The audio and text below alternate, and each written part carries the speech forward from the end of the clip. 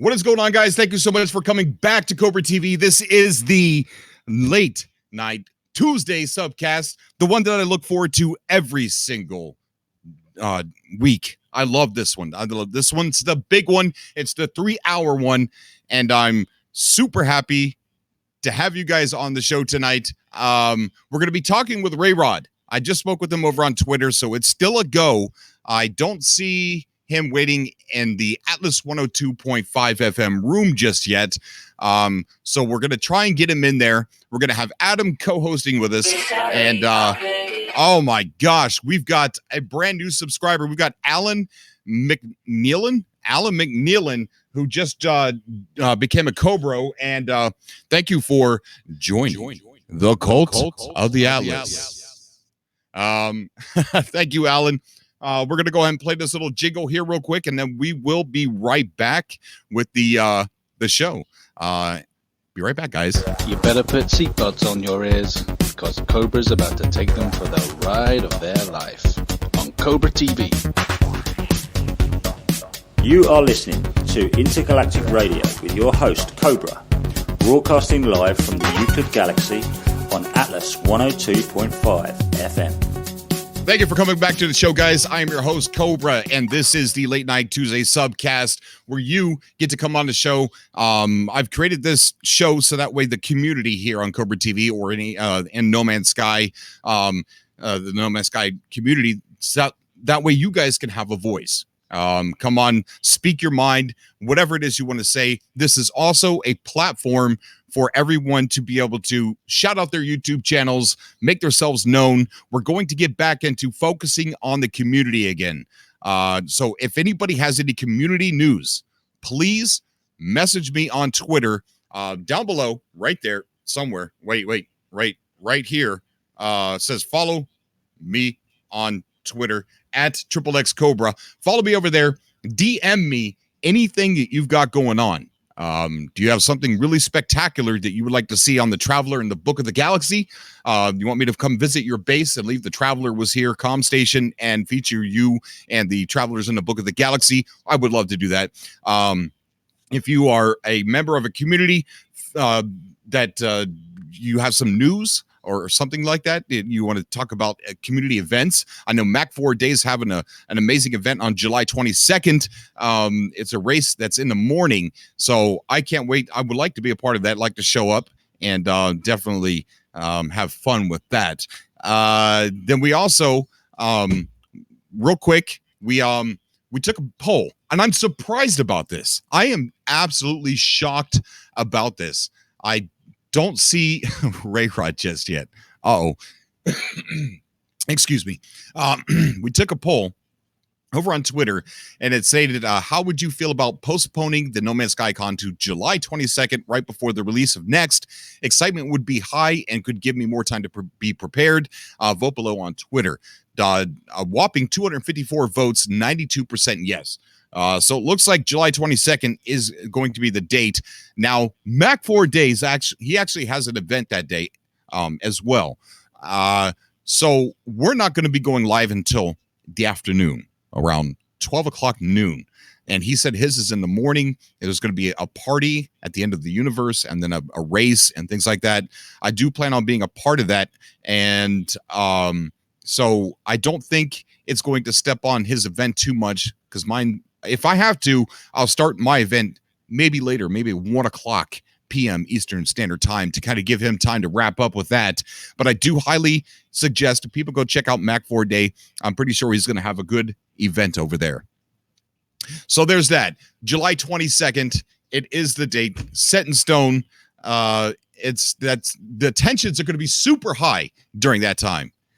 Because Next is going to be released. Whatever's going to happen at E3 is going to be out, so we'll be able to talk about that as well. And so, yeah, July 22nd. Very shocking, those results. Very shocking. Let's see. Do we have... I don't see... Oh, we got... RayRod is in the chat. Guys, ladies and gentlemen, Cobros and Cobrets, Travelers, Interlopers, and you nasty geck, you disgusting, smelly, slimy tadpoles. How you doing? How you doing, everybody? We're going to get RayRod on the show. he's got a lot of interesting things to talk about, especially with cracking open the PS4. That's amazing. I hear sirens out back. We got a storm getting ready to hit. Let me check this. Guys, we're not on red alert tonight. At least I don't think. We're not on red alert. It's really cool outside. We got the AC going on right here. Little tiny box AC. It's temporary. Let's get RayRod on the call. And before I talk my way out of a job here, RayRod, how you doing, buddy? Hey, how's it going, Cobra? I'm well. It's going good. Going good. Let me get you turned up here. Let me see if I can increase your volume. Go ahead and say something. Let's see if that works. All right, how about now? Can you hear me? Yeah, it's a little bit better. A little bit better. So you said Obsidian, not Obsidian, but oh gosh, I'm drawing a blank. Oppressor 11. Oppressor. Yeah. You said is he in the Atlas 102.5 FM room? Actually, I don't even know if he's in this Discord right now. Like, I invited him, but I don't know. Oh, okay. So help me keep an eye out for him. When he pops in there, we'll get him on a show. Is there any way you could turn your mic up a little bit? Let me check my settings real quick because my Okay. preamp is up. How about now? It's probably too loud. It's getting a little bit better. Okay, hold on. Now? Better? It's getting there. Hold on, let me see. Yeah. All right, go ahead and say something now. Testing. That's a little bit better. That's a little bit better. Okay. Oh, I think you just got really loud. That's now? perfect. Wow, you sound better than me now. Glad to know it's working. Well, it's not working now. You might have a short. I think everybody can hear you, though. I think everybody can hear you. Yeah, help me keep a lookout for Oppressor in the chat there. When we see him, we'll bring him on. We got another guest that we're going to have come on. He was a caller that we weren't able to pull in and rapture on the last stream, and he's got a name that I can't pronounce. It's Yacha Omega. We're just going to call him Omega, but we're going to be pulling him on as one of the first callers today to kind of make up for not being able to rapture him the other day. And he also gave us a super chat that I didn't see because we were watching some stupid psychic trying to predict E3. Did you see that video? No, I didn't. It's real. Well, I mean, it happened. At least it happened. So I brought John. You have been talking a lot about the PS4 here lately. Oh yeah, I'm the first modder to fully unpack the PlayStation 4 build of No Man's Sky. I already ported various PS4 components from the RC1 Release Candidate 1 Vanilla 1.0 version that's only accessible on the disc, the Blu-ray when you delete all the updates. I ported a lot of content to the PC version for the immersion update of RayRod's Overhaul that's about to release in a few days. And I'm also working on a PS4 port on the side, porting the Overhaul mod to the PlayStation 4. Wow. Amazing. Well, I'm going to ask the first question here. With Next coming out in a month, do you want to wait until then to start modding PS4? Or does that even matter? I mean, like, I'm working on that on the side. There's a few things that I need to figure out.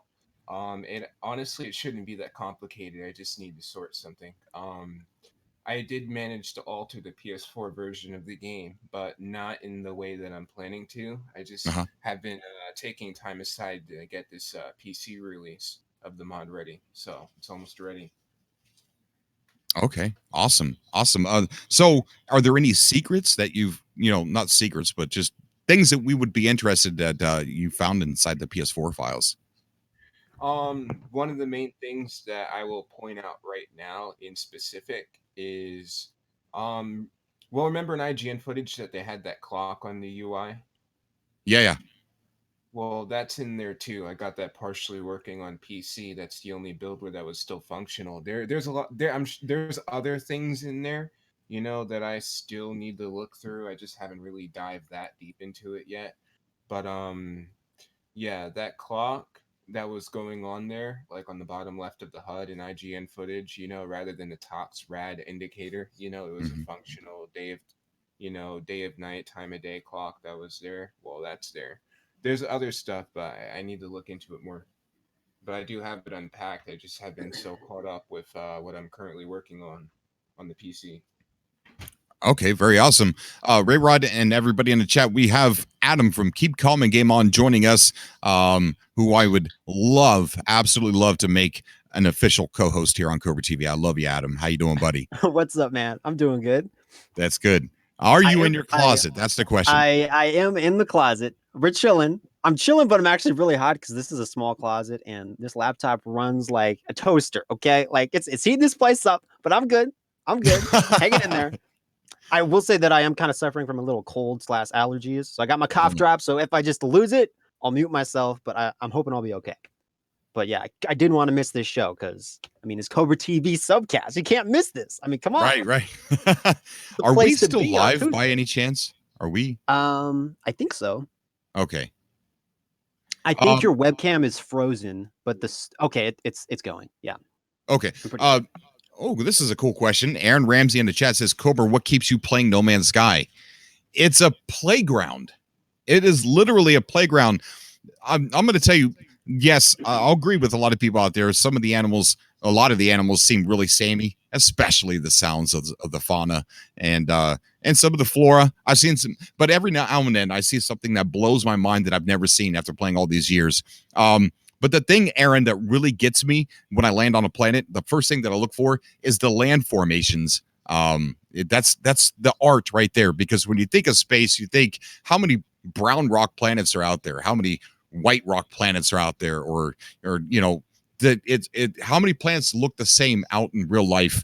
And if that were the case, what would interest you when you landed on one of those planets? It's looking at the canyons, the mountains, the formations of the land. That's what gets me. But that's not what keeps me playing. What keeps me playing is the community, the hubs that are creating, going to people's farms, meeting people in the game, discovering the lore of the game, the 30-hour story that was just released, the massive pace missions that I'm having to forge my way through here lately. There's just a lot. There's a lot to do in the game, and there's many different ways you could possibly play the game. And just I don't know. A lot keeps me going. A lot does. A good question. Very good question. There's too much, Cobra. There's too much. Yeah, there's a lot. I got like 600 Steam games on my PC. That's just on my PC, and all I ever play is No Man's Sky. I feel like I'm neglecting all those games. I keep buying new ones, and it's just like I go play No Man's Sky. I'm like, I need to stop. Right. I can't. Right, RayRod.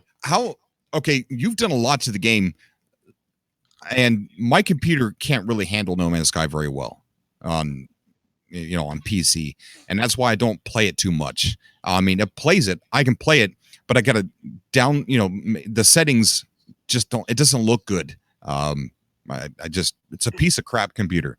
But you have done so much for this game. You have added things in that Hello Games attempted or just didn't finish, and you've kind of topped that off. You topped that off. How, in your opinion, do you think Hello Games is going to turn some of those things on as you did in this update? Well, one thing that really stood out to me was, during the Xbox developer interview with Sean, when he said that, they took the time, to make the game the way they want it to be. And I think that next is a dead giveaway that this next update, being the biggest update yet, that it might be like a major update, like on the scale of a reboot. In which direction that they're taking it, I'm not particularly sure. But I wouldn't be surprised if they, incorporated a lot of the things, like a lot of, the hidden gems that they have in the files that are scattered abroad, and re-enabled a lot of those things. Like the procedural flight handling that was introduced in Atlas Rises, well, that was advertised pre-release. So we're seeing a lot of pre-release mechanics being gradually fleshed out and implemented in, here and there as time goes by. So, I wonder what if they took the time aside to flesh out a greater scope of their game, or the full scope of the game with what is already here, while also introducing new content. Right. And I think that interview was really interesting because Sean Murray didn't go into there blind without knowing what questions were going to be asked. So when they asked him, if this was closer to their vision of the, final vision of the game, and Sean Murray he said, yeah, at first, but then he said, I don't think that we'll ever be at the point where they could say, I have nothing left I want to add to the game. So that is a very vague answer. But, combine that with what you just said, where Sean Murray said, yeah, we decided to take this year to make the game we wanted to make. So I think a lot of what you have done, and I think they've been watching you like a hawk.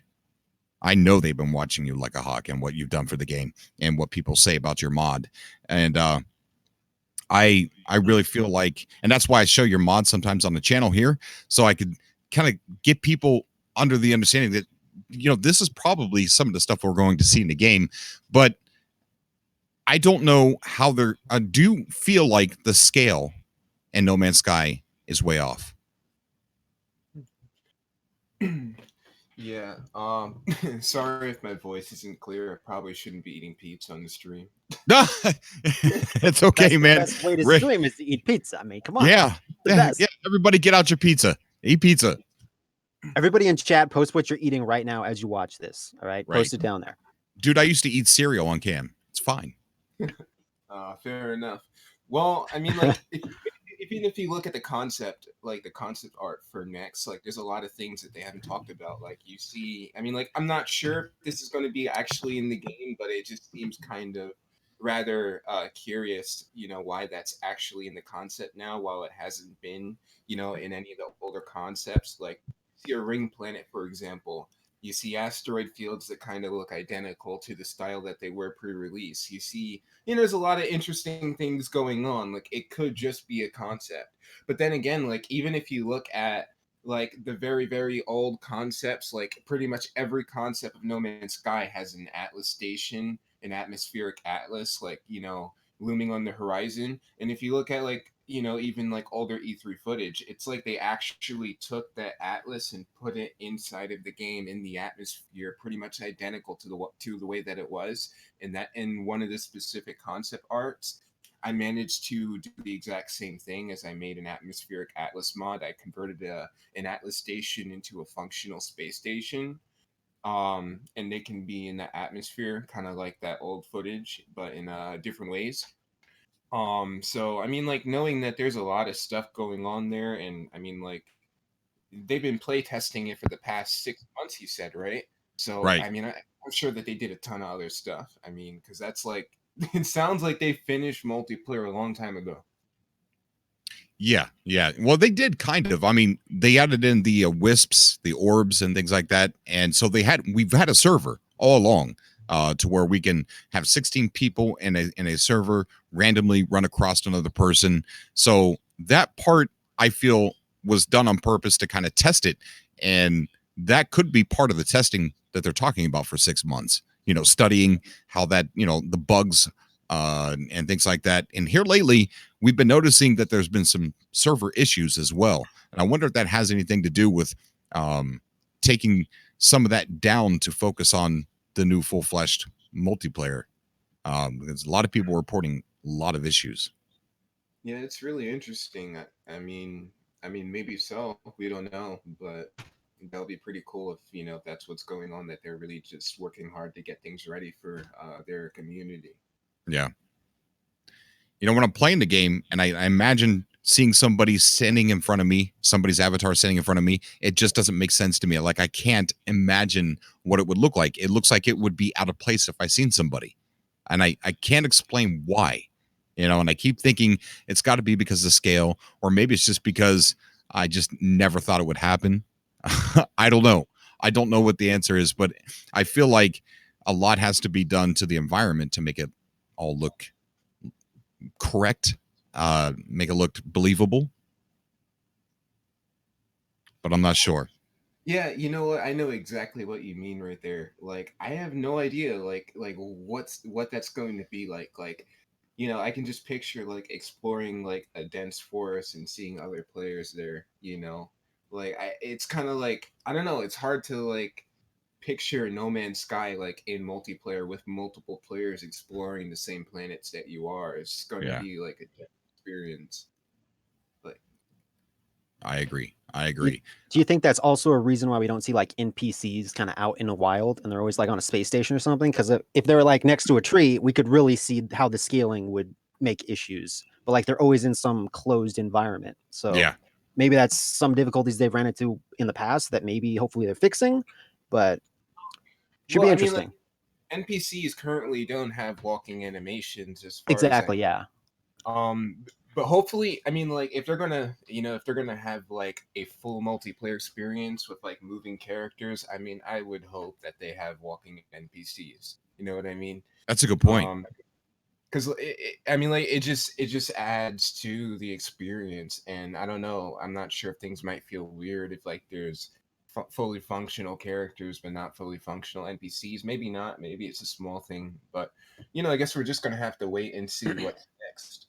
Well, that's a good point, though. I mean, if we've got fully functional avatars that have, animations for walking, jumping, shooting, and all that stuff, then I wouldn't think it would be too hard for them to add some of that scripting to NPCs. Am I wrong or what? Oh yeah. I mean, like it's not. I mean, like I don't think that it wouldn't be difficult for them to like to animate stuff that there's. I mean, like they've animated a lot of things. I mean, there's also Yeah. a lot of non-utilized creature animations in the game. Like it's not that they don't work. Like they work fine. Like remember the Portal trailer? Like there was a walker standing up animation. I don't know if you remember it. In the beginning of the Portal trailer, there was a walker Yeah. crouched down and then it stood up. Well, Yeah. that animation is still in the files. I got it partially working. I'm working to to restore that, and there's also a lot of unused creature animations. There's so many, and I'm working on restoring those as well. And I figured out how Hello Games was doing basically that talk about one aspect of the super formula, not the terrain related super formula, but the super formula that was used on objects and assets. That talk of not even a single snowflake was identical or the same, or no tree was the same, this and this and that, like a truly unique uh universe in game where pretty much every asset was different from another. I found data relating to that in the files, and I'm also working on getting that working. I was watching it in motion, animated, but it's a different thing getting that to function in game. I could Wow. elaborate more on that, but basically, like they're in like old articles, like they were talking about not even a single blade of grass being identical to one another, not a single snowflake, like everything just being unique, kind of like the way that it is in real life. Right. um and like yeah, like there's data for that in the files as well. And to be more specific, similar to what you would see going on in Blender, like they had some sort of animation where it would morph every single object in a noticeable way so that it would be significantly different from one another. They actually had an entire directory for that, for trees, just laying there in the files.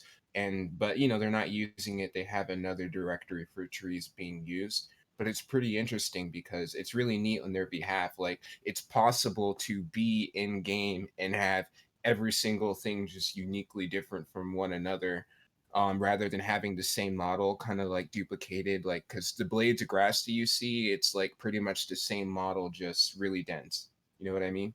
Yeah. Yeah. So you think that variation thing that you found, do you think that has anything to do with the supercode? Well, I mean, there's a terrain related super formula, that's not really used in the game right now. And there's also super formula related data that I just described that they used for models and objects and props. And it turns out that they actually used it for creatures.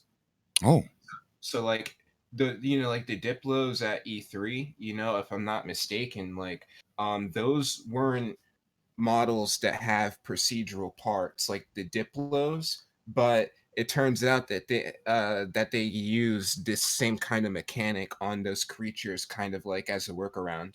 And it's actually really interesting, like how the creatures You know, like how they have like all of these unused animations and stuff and functions to them. But a lot of the creatures that were shown like at Araya V in the E3 footage, and a lot of them that weren't shown, and some of them that were only seen on off the record footage, for example, they a lot of them actually are procedural, you know, but they're just not used right now.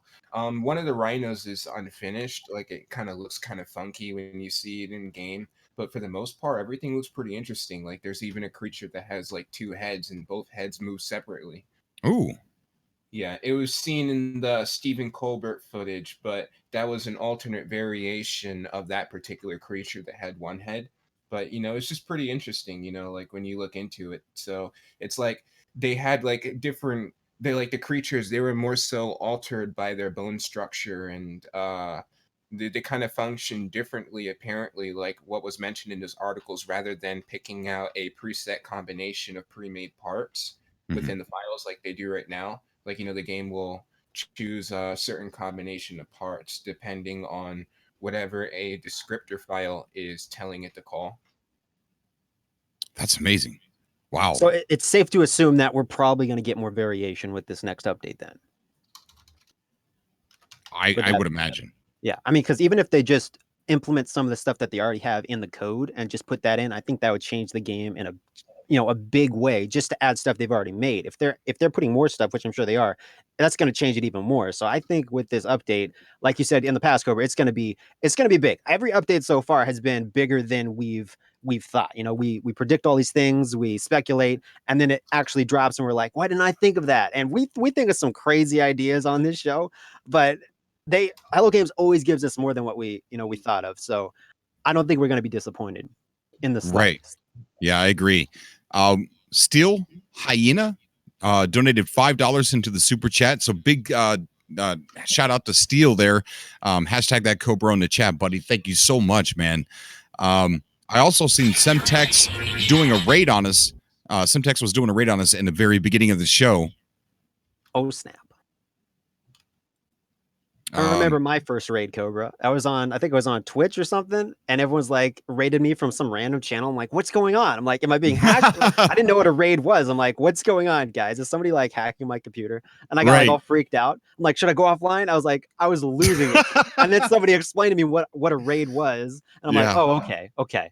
And I calmed down because I freak out. You know how I am, Cobra. But yeah, right. Yeah, I can imagine. You freak it out. I totally can see that. Oh yeah, I'm always freaking out. So big shout out to Semtex for doing that. I also want to do that today before we stop their stream. So people keep a lookout for a YouTuber who's a smaller YouTuber. Let's try and bump somebody up. I want to do a raid or two tonight before we end the stream. So keep your lookout for somebody who's streaming live so we can go and have fun with that. I think that'll be really cool. As you guys, if you're just joining the show, guys, we got RayRod on the show. We're talking about I don't know, that he's taking apart the PS4 and getting ready to mod it, and I think that's really cool. So I don't know a lot about modding, RayRod. I'm a console boy. I was raised on Atari, and then from there I went to Nintendo, and then Super Nintendo, then Sega Genesis, and then Sega Genesis 32X, and the CD thing, and then from there I went to PlayStation 1, or PlayStation is what they called it, and then PS2, PS3, and now PS4, and I had a Nintendo 64 in there in the mix somewhere, and I got a GameCube still as well. So I don't know a lot about modding. If we wanted to mod, we would have to jailbreak our PS4. Is that correct? Well, at the current time, I mean, like at this current moment, it requires a browser-based exploit only to run it temporarily, so you can install the so you can install the mod, and when you reboot your PlayStation 4, the exploit is gone, but the files are still modified. Oh, so you could temporarily do it, so you don't have to completely jailbreak it.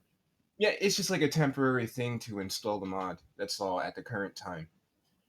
But given that your PS4 is like on the right version, but I'm working on a more end user friendly method, because Mhm. there have been mods known to work on non jailbroken consoles before, and I'm not referring to Skyrim. Wow. So, RayRod, I got a question for you. I know that No Man's Sky is coming to Xbox One. That's what we're all excited for. But I know the Xbox One is more user friendly when it comes to modding. I know there's like mods for Fallout and I think Skyrim, and they're just more open about it. Whereas Sony is like, you can't mod our stuff. We're not going to give you these abilities. Do you think people will allow us? I mean, they'll allow us to like make our own mods similar to PC, but on the Xbox One. Do you think that's possible, or they'll allow mods that maybe work on PC to transfer over to Xbox, or you know what I mean? Honestly, I have no idea. I haven't really been in the realm of Xbox that much. I did have a Xbox 360 back in the day that I was modding, but I didn't really get too much into it. I mean, like, I guess we're gonna have to wait and see. I mean, like, for all we know, I mean, like, maybe Hello Games could introduce official mod support, or maybe they might open a door for something similar to that, even on the PS4. We don't know yet. Right. It would be interesting to see. I mean, uh, and I don't know, maybe it'll be possible to mod on the Xbox.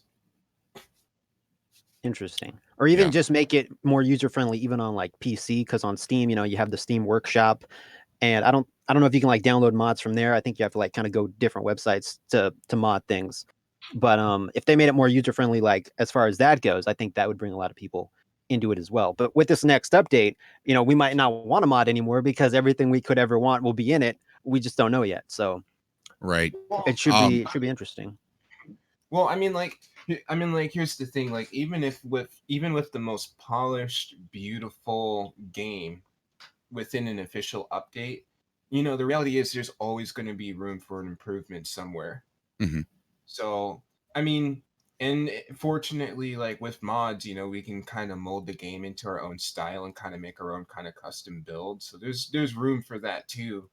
And like personally, I'm a fan of vanilla gameplay. Like, I play on my PS4 without mods and on PC without mods, but it's like with mods you can kind of like have your own different kind of version of the game. So like what I'm doing is I'm making a custom build, but undoubtedly something big is coming, and I really hope that No Man's Sky is being molded into the game that we always wanted it to be. Right, right. Definitely.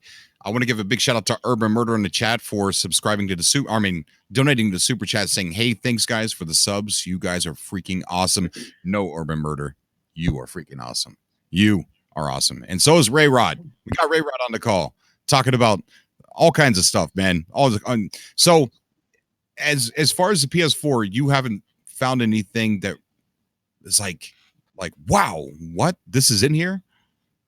Nah, not so yet.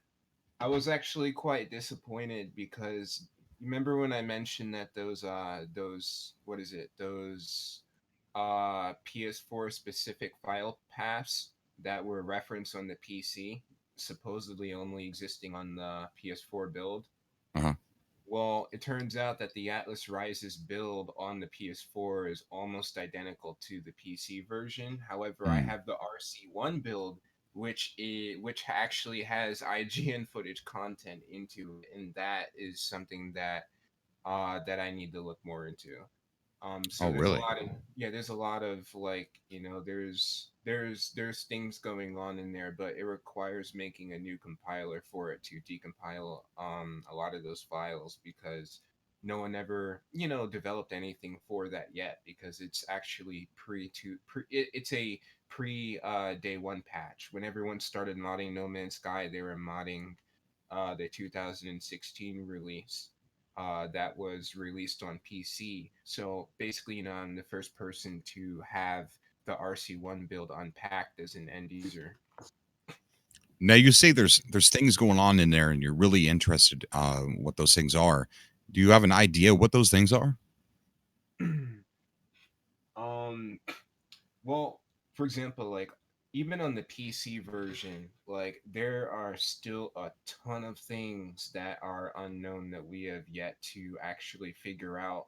like within what we call like unknown globals, and then there's like a lot of stuff like within the files, like we've barely scratched the surface. And I've also gotten into executable modding. Like when it comes to the PS4 build, like I've like barely scratched the surface of like starting to actually dive into that and find what I'm looking for. Like I pretty much put that on hold because there's a lot of stuff that I've been, like I said, that I need to iron out for the PC release. Like after I get this release out, that's when I'm going to start working on the PS4 build and data mining it. But like there were a few things that I did look for because I was really interested in like the No Man's Sky vanilla that a lot of people play. So that was the first thing I did. Like I ported that stuff to PC, and I also want to just get the process of porting the overhaul mod to the PlayStation 4 out of the way.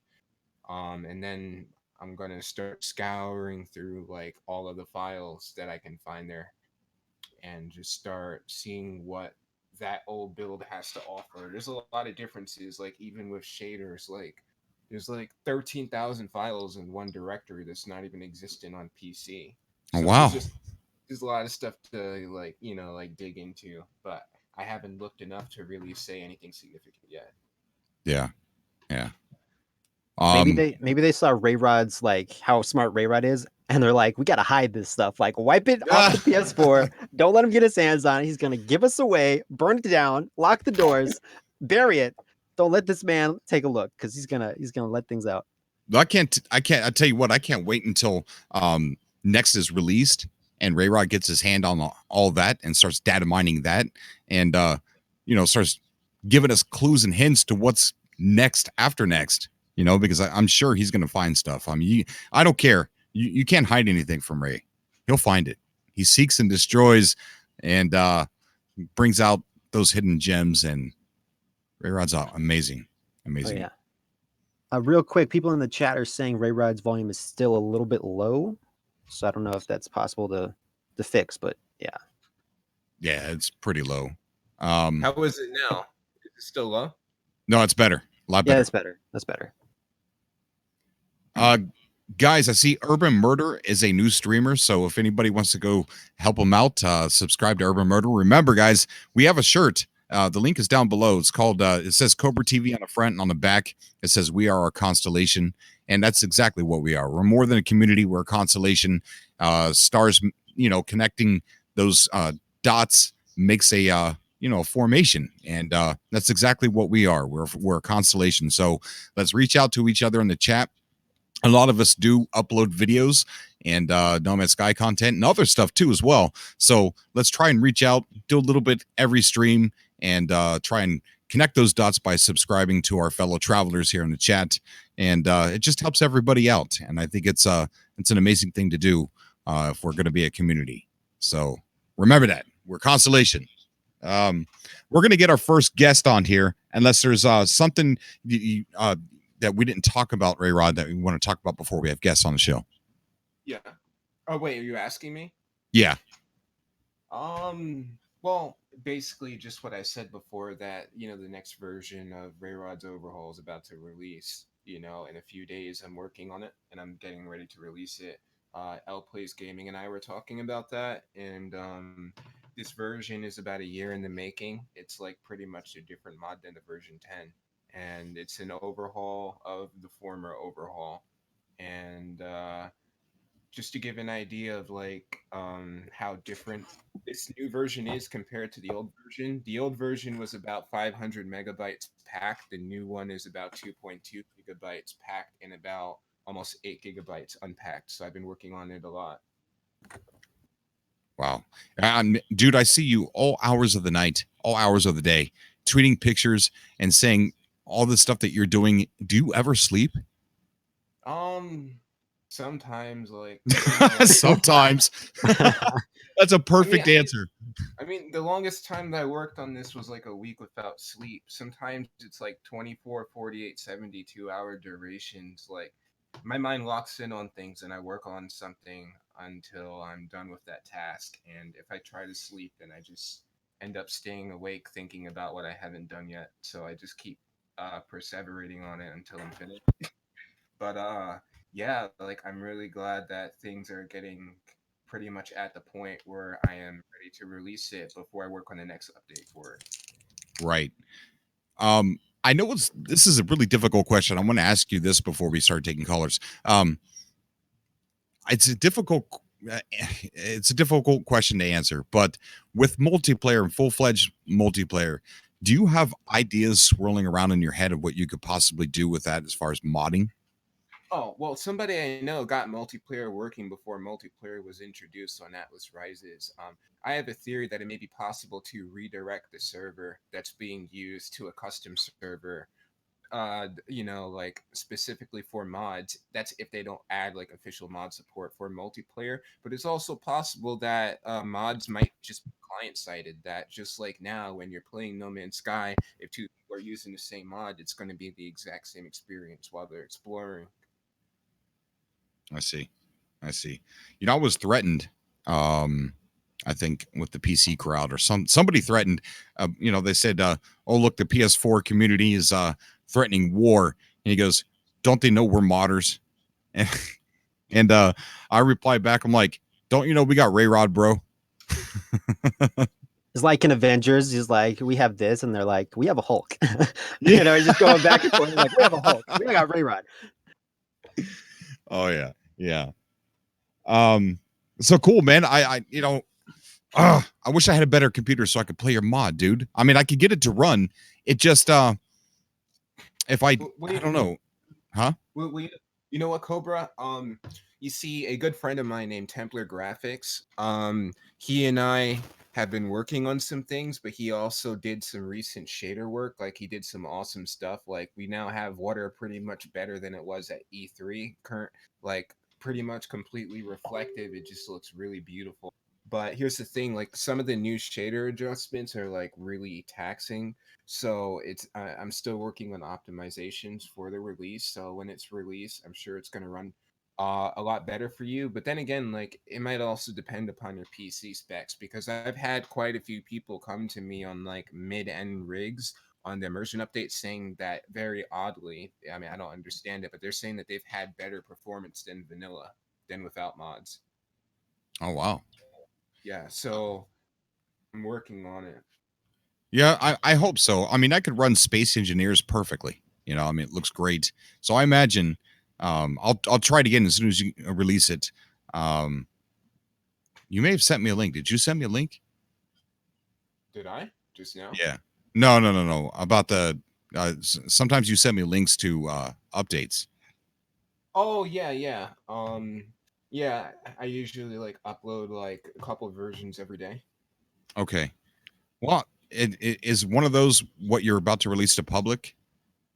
Oh yeah, it's going to be the very first public test build of the immersion update to RayRod's overhaul, and all known issues and countless unknown issues have been ironed out. It's the most stable version that's ever existed, and it's also an overhaul of the version 10. It's a completely different experience with over 13,000 biomes, and the other thing is that working with procedural generation can be really finicky at times. Changing one thing in the universe can affect anything elsewhere, and it's a project of a large scale, and I'm pretty much deducing and figuring out issues like on my own. So I mean, there's a possibility that there might be some rare issues, but if anyone reports it to me, I'll fix it on the fly as usual. Very awesome. Maybe I'll download one of your latest links that you sent me and see if, or apply it and see if it runs better. So I'm still working on the next private revision that I'm going to upload to the cloud. I'll link you as soon as I have it up. Okay.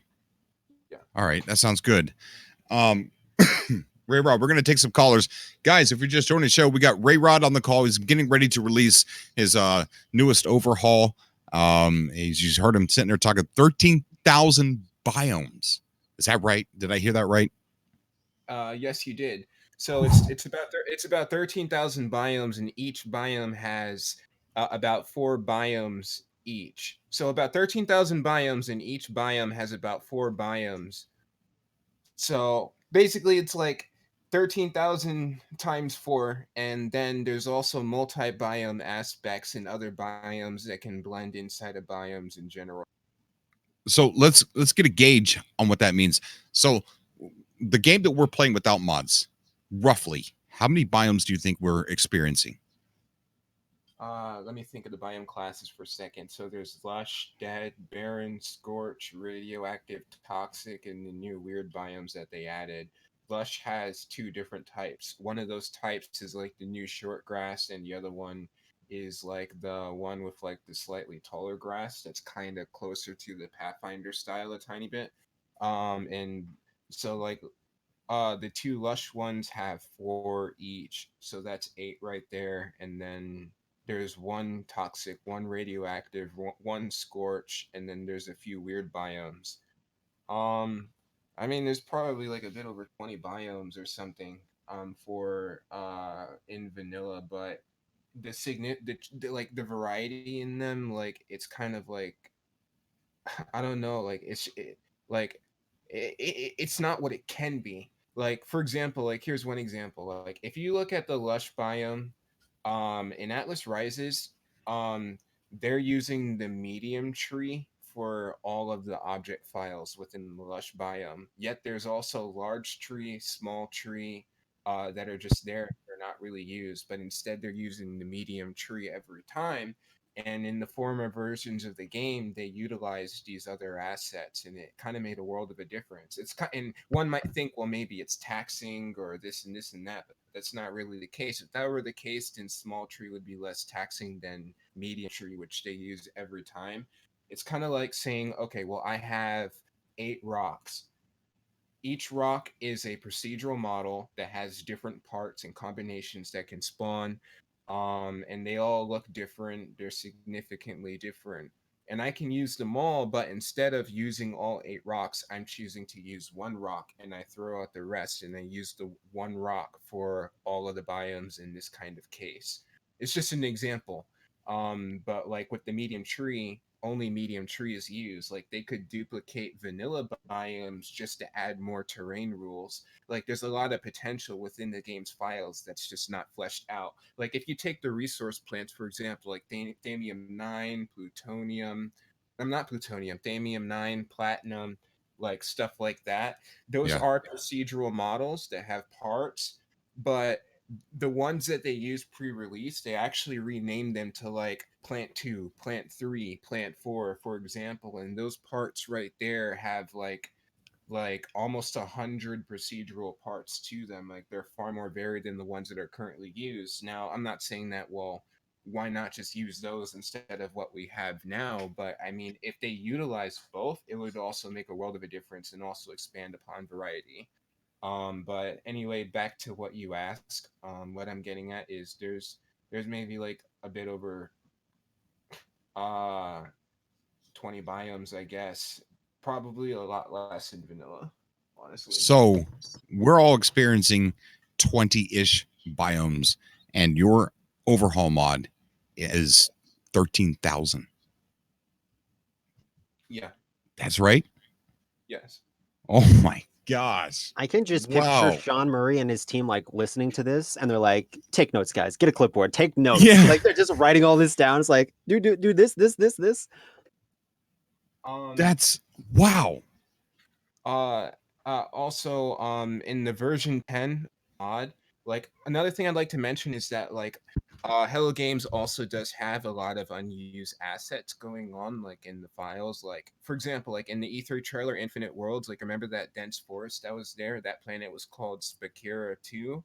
Well, that's actually an alpine biome. Well, those assets are still in the files right there. You know. Now I don't just use assets that are made by Hello Games, and I refine those things and rework them and add my own twist to those as well.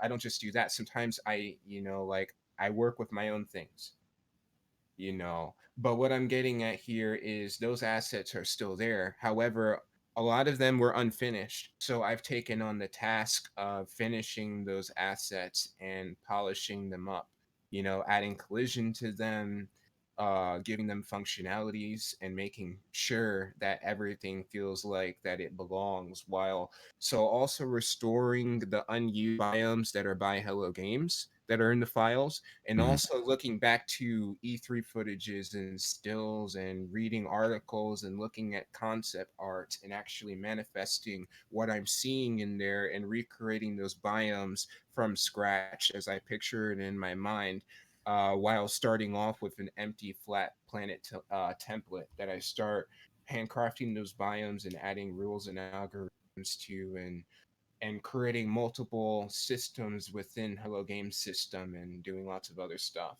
So I have about like 37 ways of making biomes that I have now, and I plan to keep expanding on that, because even though I'm about 10,000 hours into this project, it's just the beginning.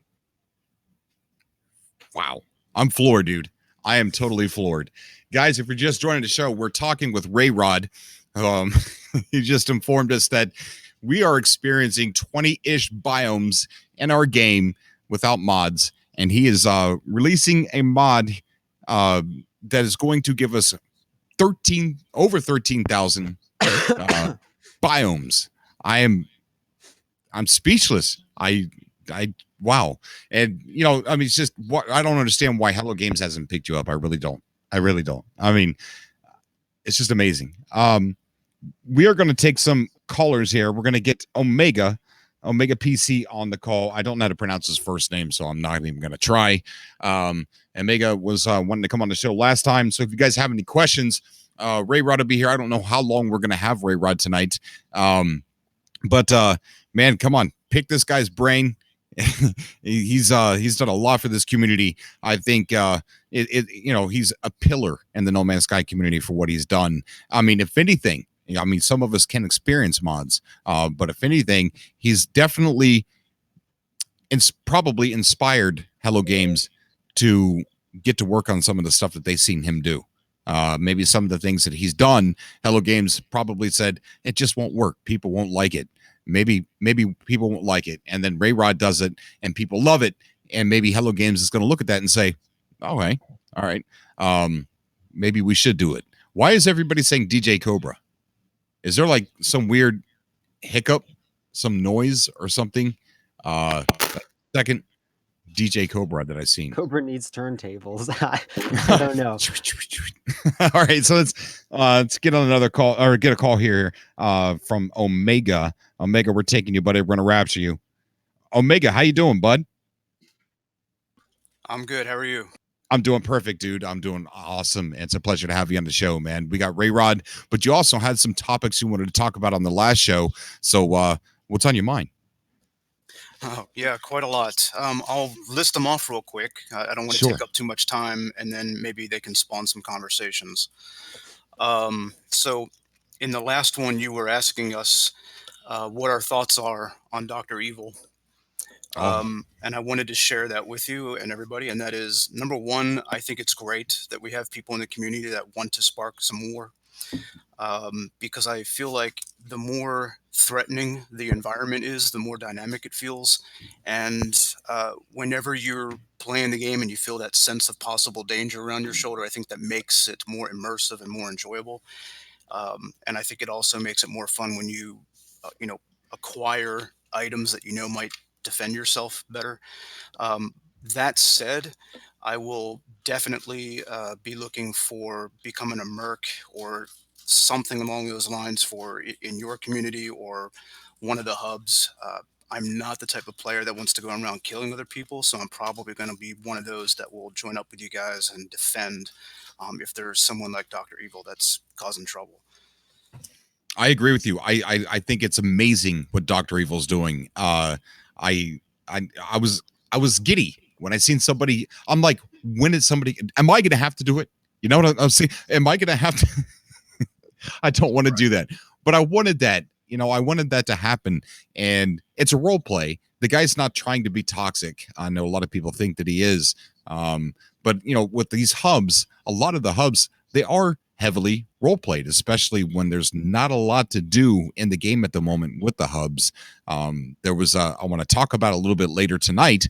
There was an actual court session and on Reddit in the Galactic Federation. Huh? I said, "Oh snap! This is exciting." Keep going. Okay, so there was a guy. His name was Tempest, and Tempest was part of a secret society hub that was forming called the Black Hand, and he got caught, and they had like this big court session where 710-1334 listed all the crimes of Tempest, and all the galactic hubs came together to vote on what punishment. He had like 8 different punishments to give Tempest, and all the galactic hubs came in. Most of them were voting, and this was a serious vote. Tempest is on the Hall of Fame on Reddit. He was removed from the Hall of Fame. So all the galactic hubs came together, and they voted. A lot of them voted for all 8 punishments. Some of them voted just to have him removed from the Hall of Fame. But I was talking with everybody in the Patreon pre-show. We're discussing this, and we're going to go over a little bit later about the court case and everything like that. But imagine the complex colonies on these planets, and building, multiple housing units, and in the center there's a town square. You could build it however you like, and it's a court session, and people can actually attend this court session instead of doing it on Reddit.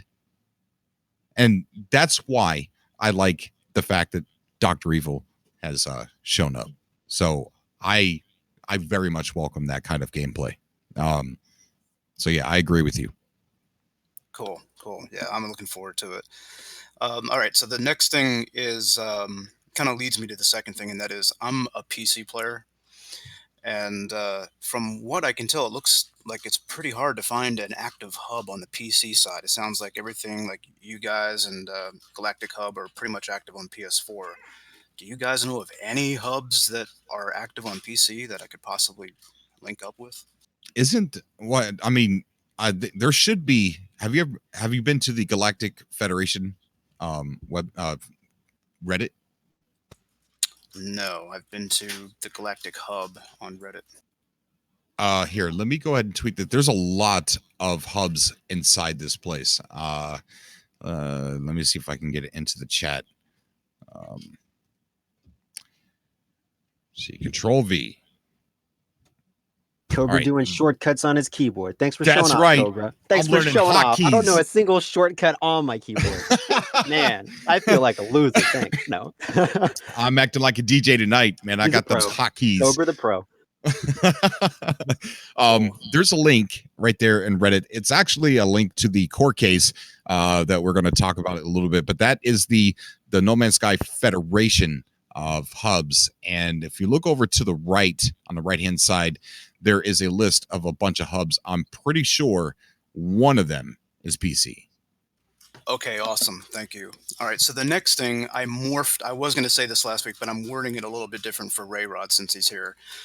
I've always, and I haven't heard anybody talk about this in a long time, but one thing on my personal wish list is cloaking technology blueprints.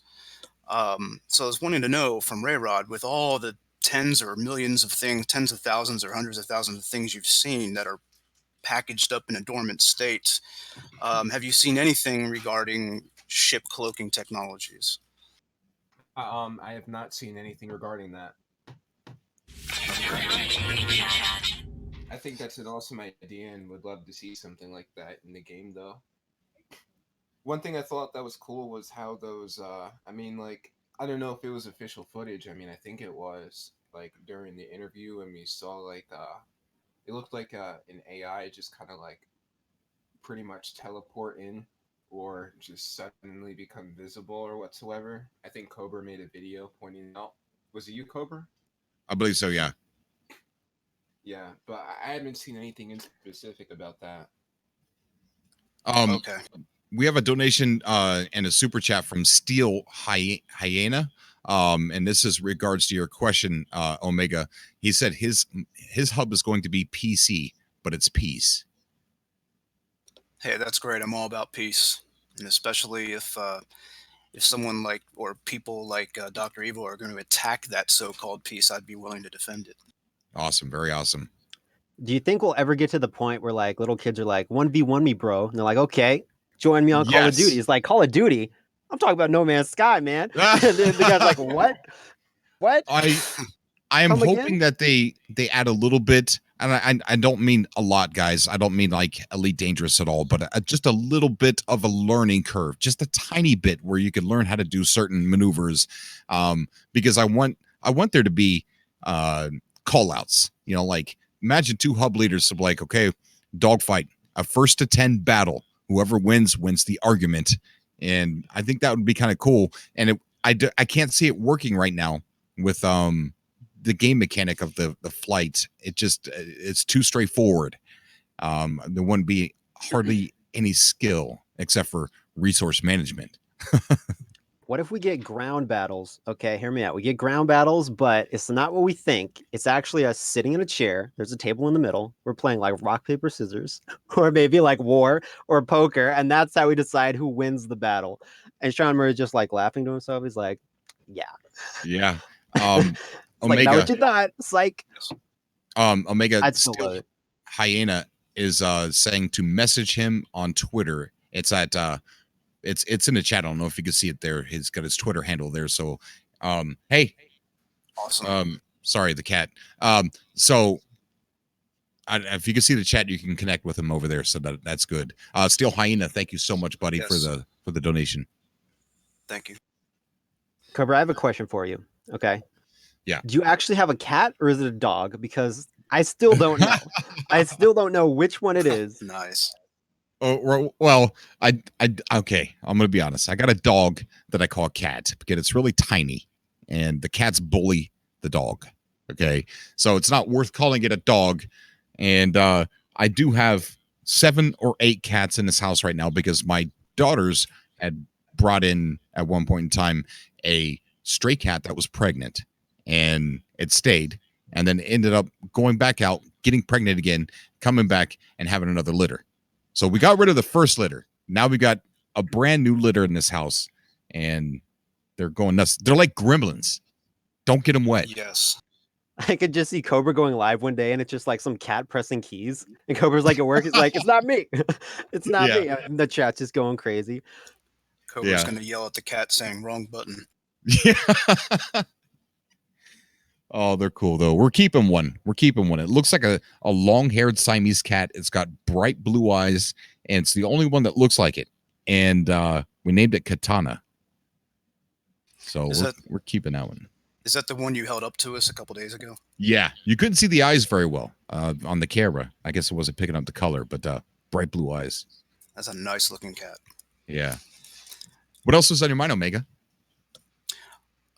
Well, two more things. I'll mention them real quick. First one is, while I do thoroughly enjoy No Man's Sky, hearing RayRod verbally list off without a breath for 17 million minutes in a row, nonstop, all the things that he's seen that are in the game yet dormant, gives me a lot of hope for the future. I think it's a bright future for No Man's Sky because it's already a good game. But with all these other things that are already in there that I would imagine are in there so that in the future they'll be unpackaged, if that's the right wording, and not dormant anymore and active, I think we're going to have a blast with all that stuff. I agree. I mean, did you hear RayRod saying that he's releasing a mod that has 13,000 biomes? Yes, I did. I can't even wrap my mind around it. Yeah. And to think that Hello Games Hello Games pays attention to all of us, no matter how big our channels are. They watch how we play, they study it, and I'm pretty sure they're well aware of RayRod. As we all know, even for PS4 players, RayRod is a household name to all of us. Yes, definitely. So I'm sure they got their eye on you, Ray. They have to. I can't believe he hasn't been offered a job with them yet. I know. Maybe he has. He's just not allowed to, they got those NDAs and stuff. Right, Ray? It works for Hello Games. He just can't stay. I would lose my mind, man. If I worked for Sean Murray and I just came on the show every time, I'm like, I can't talk about it. That's funny. Yeah. The last thing I wanted to say is none of us knows for sure whether any of the platforms will be cross-platform or not. I'm saying I really hope that at the very least, Xbox One and PC is cross. I'm not having my hopes high for that, though. I think it's probably unlikely. but I'm really hoping for it because as it stands right now, the friends of mine that would only play on Xbox or PS4, and I'm on a PC, so it's kind of lonely out here. Right. So I'm just hoping that changes, and that's also why I'm looking for a hub to join. Yeah. I really hope there is crossplay. I mean, it's ridiculous to think that PS4 and Xbox would be crossplay, but I've seen it. We've seen it all before with Xbox and PC and PS4 and PC. So at the very least, I hope that that's implemented. I think it'll make it a lot more fun. Yeah, definitely. And thank you for letting me on and getting this stuff off my chest. No, dude, I horribly apologize for yesterday. We were watching some stupid psychic and I couldn't see the chat. There was no, I mean, you guys could see it on your screen, but I couldn't see it on my screen. And yeah, I just, so that's embarrassing and I apologize, buddy. Bro, do you have a link to that? What's that? Do you have a link to that?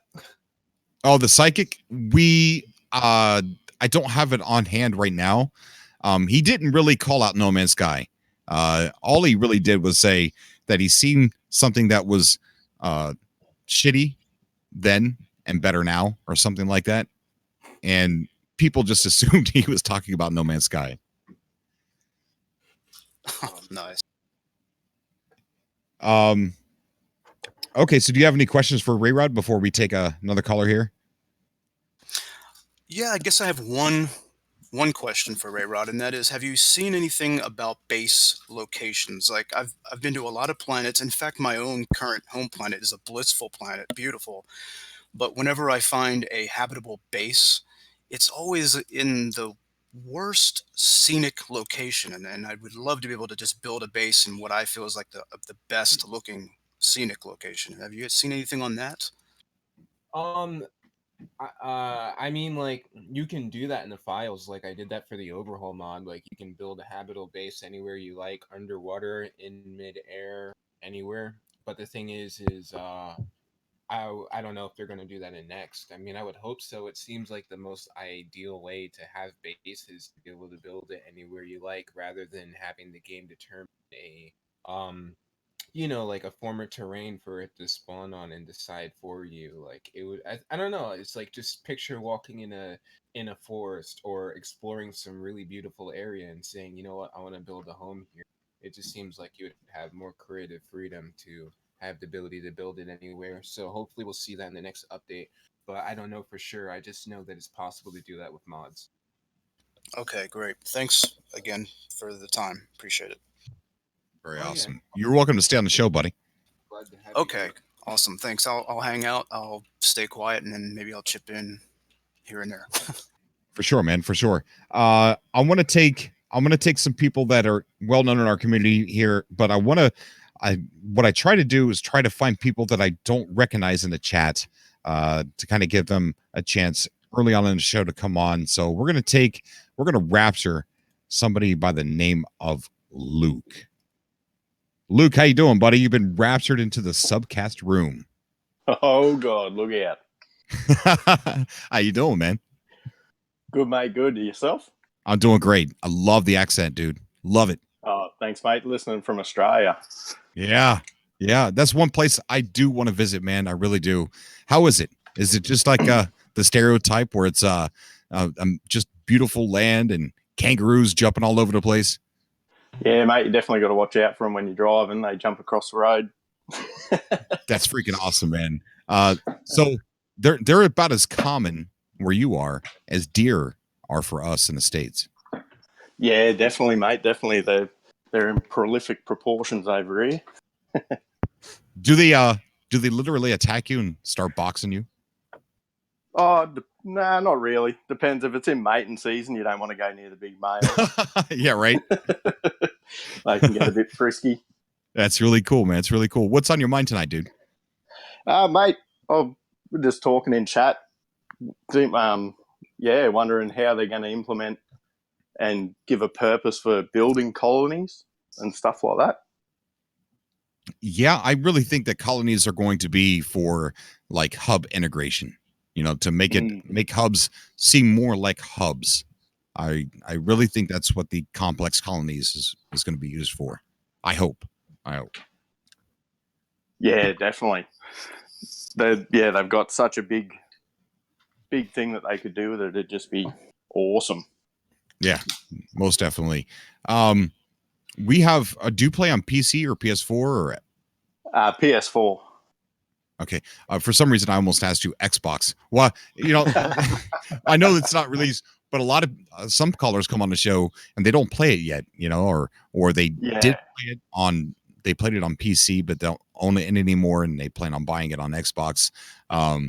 But yeah, man. I mean, we got the master RayRod here, who's added 13,000 biomes to the game. To its he said there was right now about 20-ish biomes that we are experiencing, and he's adding 13,000. Yeah, that's just insane. It's just crazy. I actually caught RayRod's interview with L Plays earlier today, and yeah, that was pretty awesome what they were talking about in that. There's people that play RayRod's overhaul mod, and they message me all the time, and they say, I can't believe it. I've not came across the same thing more than once. Yeah, I've been watching some of L Play's videos when he's playing RayRod's modded version. It just blows your mind, just the difference and the variations that he can get through one planet alone. Right. One question I do have for RayRod, and I'll throw a shout out to Semtex for this one because he really wanted to ask it, was how do you think that they will implement multiplayer? And what do you think, how will it work for us? Oh, I'm sorry. I got lost in these hot wings. What did you say? That's a sentence right there. I got lost in the hot links. Wait, hot links or hot wings? Did you say hot wings? Hot wings. So pizza and hot wings. Okay. Wait, he said hot wings. I think he said hot wings. This dude. So yeah, Semtex wanted to ask you, how do you think Hello Games is going to implement multiplayer, and how do you think it'll affect us playing the game? I mean, I honestly have no idea. I mean, I can just go by what Sean said, that it's it's more emergent, that it's fun, and it can be funny at times. But yeah, I'm in the same boat as you guys. Like, I'm just looking forward to seeing firsthand what it'll be like to be able to play, with your friends and see other people like in third person and really like awesome alien planets. It's just going to be quite. Yeah, definitely. How do you think the scaling issue? How do you think that's going to affect it? Do you think they're going to have to redo the whole scaling system, or? Did you say sky? I didn't hear what you said. Sorry. Oh, sorry, scaling system. So the size of everything compared to the avatars and all that. Oh, the scaling. I mean, I don't know. I mean, like, I don't think that they would need to change it, but it would be interesting. Like right now, because if you're in space, like, and you go into photo mode, and let's say you're on the inside of an asteroid, you can just really see how large everything is. Like, just picture like being in space, seeing how like how infinitesimal characters are compared to the entire in-game universe. Yeah.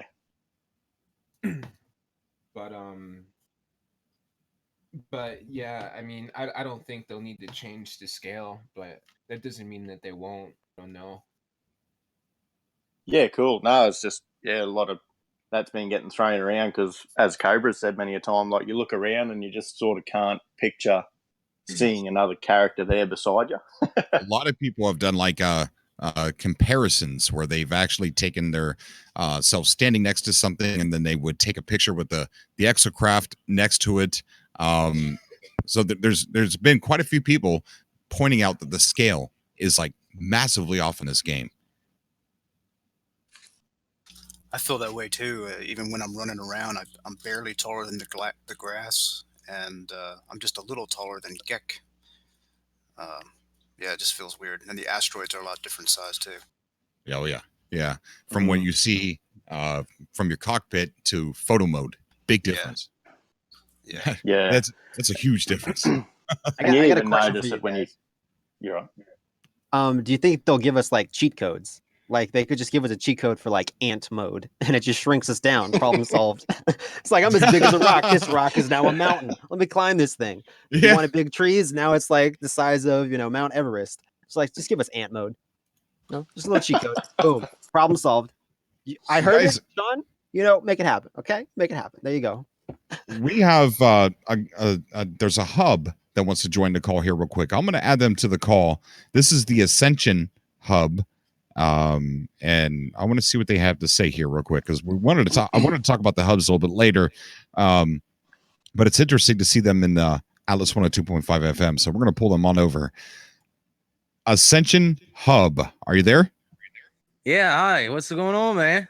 It's good, man. Just talking about Next and RayRod's mod and the hubs, and things like that. And have I been raptured? You've been raptured, buddy. You've been raptured. All day at work, I was like, man, I hope I die and get raptured to Cobra, the cult of the Atlas, man. No. I hope you're not dead. I mean, the flannel wearing angels, man. You can't beat that. Are you the person that messaged me on Twitter about a couple hours ago? Yeah, I just figured out I had to get one of my guys in the colony to teach me how to use Discord. I didn't know anything about it. I had a Discord for the colony, but I never even used it before. I see. So you asked if the Cobras here, if the Cobra TV community had, if we were going to be allied with you. And this is an interesting conversation, because I've been getting messages by several hubs asking if we had our allegiance, if they had our allegiance. And this is getting a little bit tricky. Oh, man.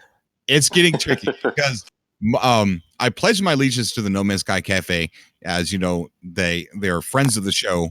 And I've also pledged my allegiance to 710 1334. Which I believe are allied with No Man's Sky Cafe. I think No Man's Sky Cafe is pretty much willing to be allied with everybody. But then, when I asked you, I'm like, are you allied with No Man's Sky Cafe? And you're like, yeah, I've never talked to him. And I'm like, what about the Galactic Hub? Yeah, never talked. It's like, well, see, I messaged I got to be careful. The guy on Twitter from the Galactic Hub, but he just haven't messaged me back yet. We got allied with the Spacing Guild already. That happened the other day. I talked to Mac for a day on that one, and he did that. So my response to you, and I think it's a safe response, is let me find. Okay, so my response to you was that we are allied with anyone who needs to fight against uncalled aggression, but we will need to know why and who we are attacking. So it's going to get complicated. You know what I mean? Because if we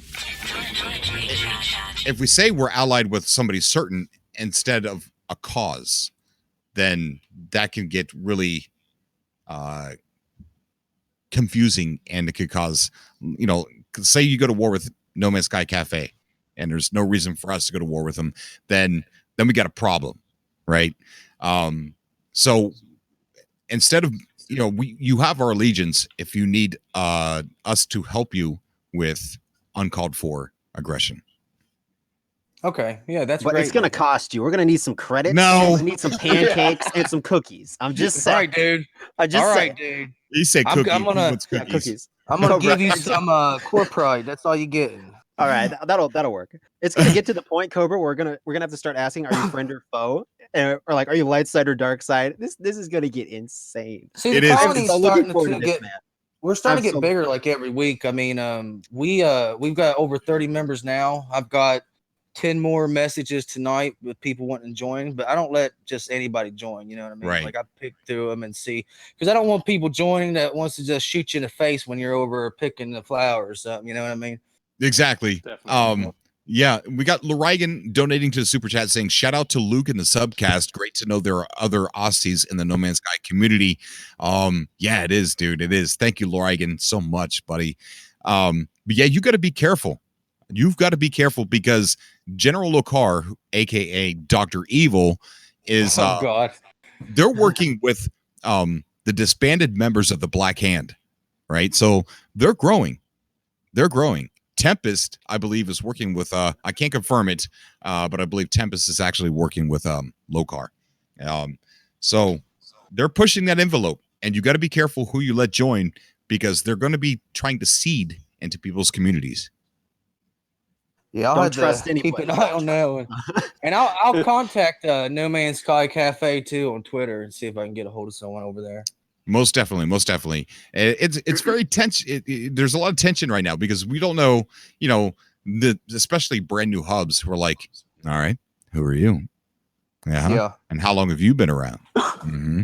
Who's in But see, the colony's new, but I've had I know you on PlayStation. I've got a PlayStation community with over 800 members that's been there for almost 2 years now.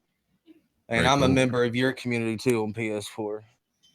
But yeah, I get what you're saying. You know what I mean? That's why I only let certain people in, and I've already had to kick out a few people. You know what I mean? So yeah.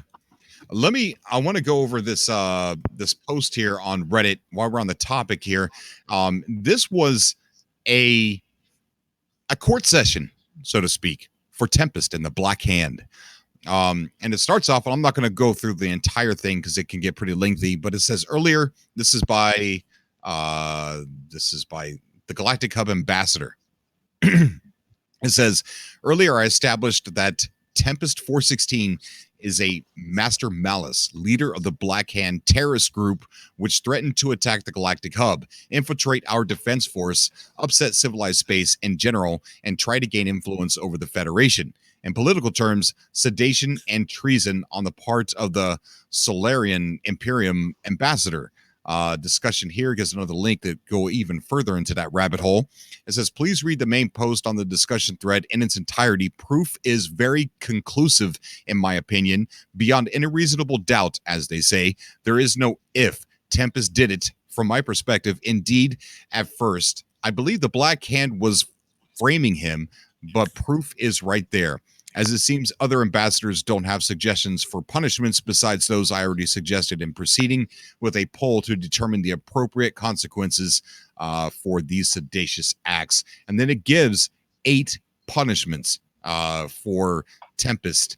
And there was quite a big turnout from all the Galactic Hubs. And one of them was getting him removed from the Hall of Fame on the No Man's Sky Federation.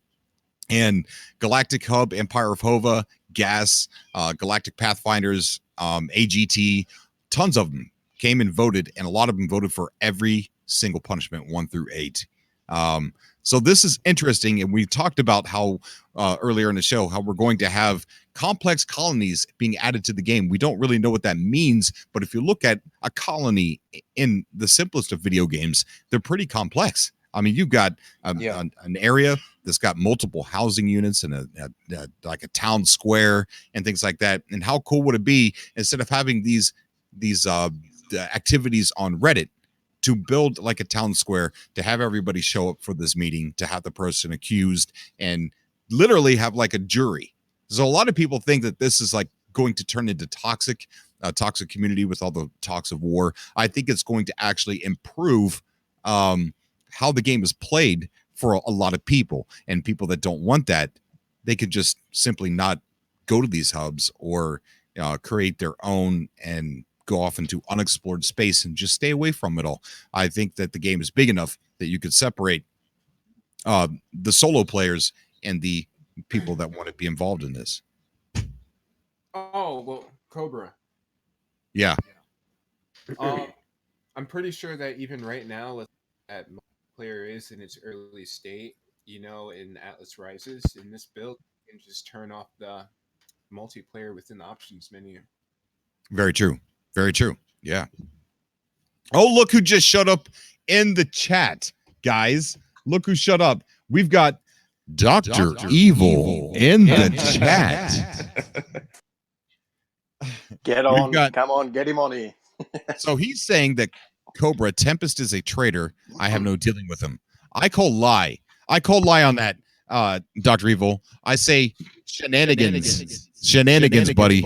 That's a lie. You are definitely in cahoots with Tempest. So I hope there's a they may take our lives, but they'll never take our freedom. I can just see people coming on doing battle speeches. It's like, what do you have to say for yourself? All right, everybody, get your notepads out and take names. We got Biaz saying "Hail General Lokar" and in these salutes. So anybody that's very serious into this role play or into this thing, you want to know who your enemies are, take note of the chat and copy down these names because you're going to need to investigate who these people are because they might try and join your hub. Absolutely, yeah. I wonder if there's going to be any warfare on the PC version. Surely there'll have to be. I hope so. So can I ask a question? Do you guys think that... Oh, I'm sorry. Is it okay if I ask the question? Yeah, go ahead. Okay, so let's say you have a group of people together, okay? And let's say one of those people is just messing up everything, trolling the crap out of you, right? Now, if there's not a way to kick that person off your planet, you know what I mean, then he can be on there no matter what. So do you guys think that execution should be allowed? Like if that guy is trolling you and you can't get him off your planet, then what do? You know what I mean? Do you just keep shooting him in the face until finally he gets tired and gives up, or that's a good point. Implement something for that. If there is going to be PvP, I mean, one of the games I used to play a long time ago was Grand Theft Auto 4 Online, and when you would kill somebody, it would just respawn within eye shot. You know, so it's like if you got into a group of 6, there were so many times I was in a group of like 16 people and we're all killing each other and we kept respawning. It was just over and over and over again. It was hilarious. But you're right. That's a good question. I don't know how that's going to work. Do you think they'll add like a ban player button? And it would just like ban them from like attacking you, or it'll just wipe them from your game and you'll never see them again. That's interesting because in GTA 4 they had a kick where you can kick the player, and if enough people voted, that player was kicked. Yeah, the majority. They'd probably have to implement something like that, you'd think, but then what happens if it's just you and one other person? You know, General Lokar says, "Wow, really, Cobra? Tempest is a fraud." Let me tell you something. What, General Lokar? You know what I really think? I think you're upset because Tempest is now your boss. Tempest is now in control of you. So I think that's what the animosity is coming out of Dr. Evil here. But yeah, that's a good question. I don't know how they're going to do that. I'm pretty sure that there's going to be a way. There's got to be a way. Yeah. Hey, I'm going to get off here, Cobra.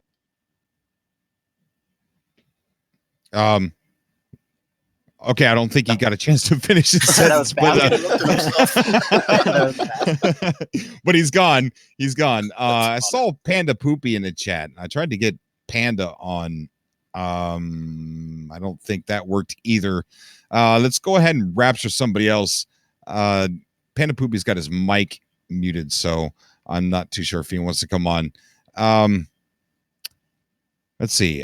Everybody here I recognize. Let's go ahead. I'm going to get Semtex on. Maybe he's got some interesting questions for RayRod here. Semtex, how you doing, buddy?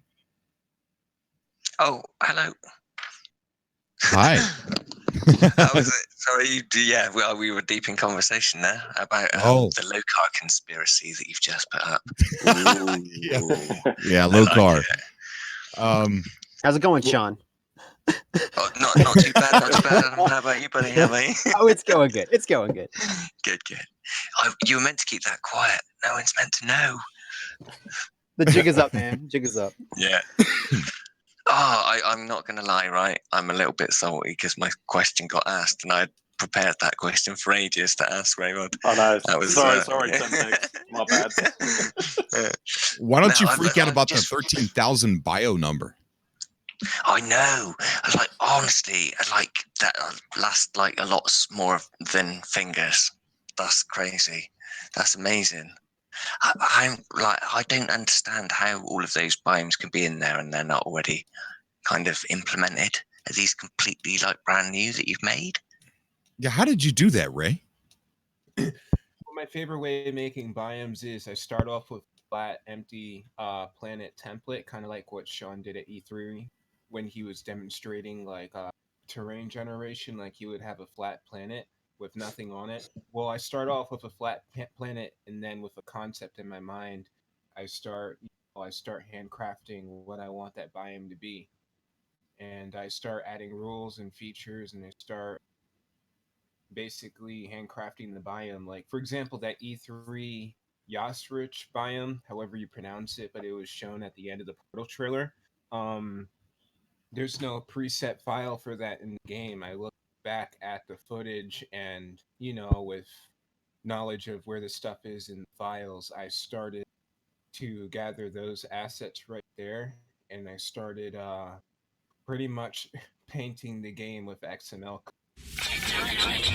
actually shown in the trailer, and pretty much remaking it in game using what Hello Games did as inspiration to handcraft and put it back with their assets.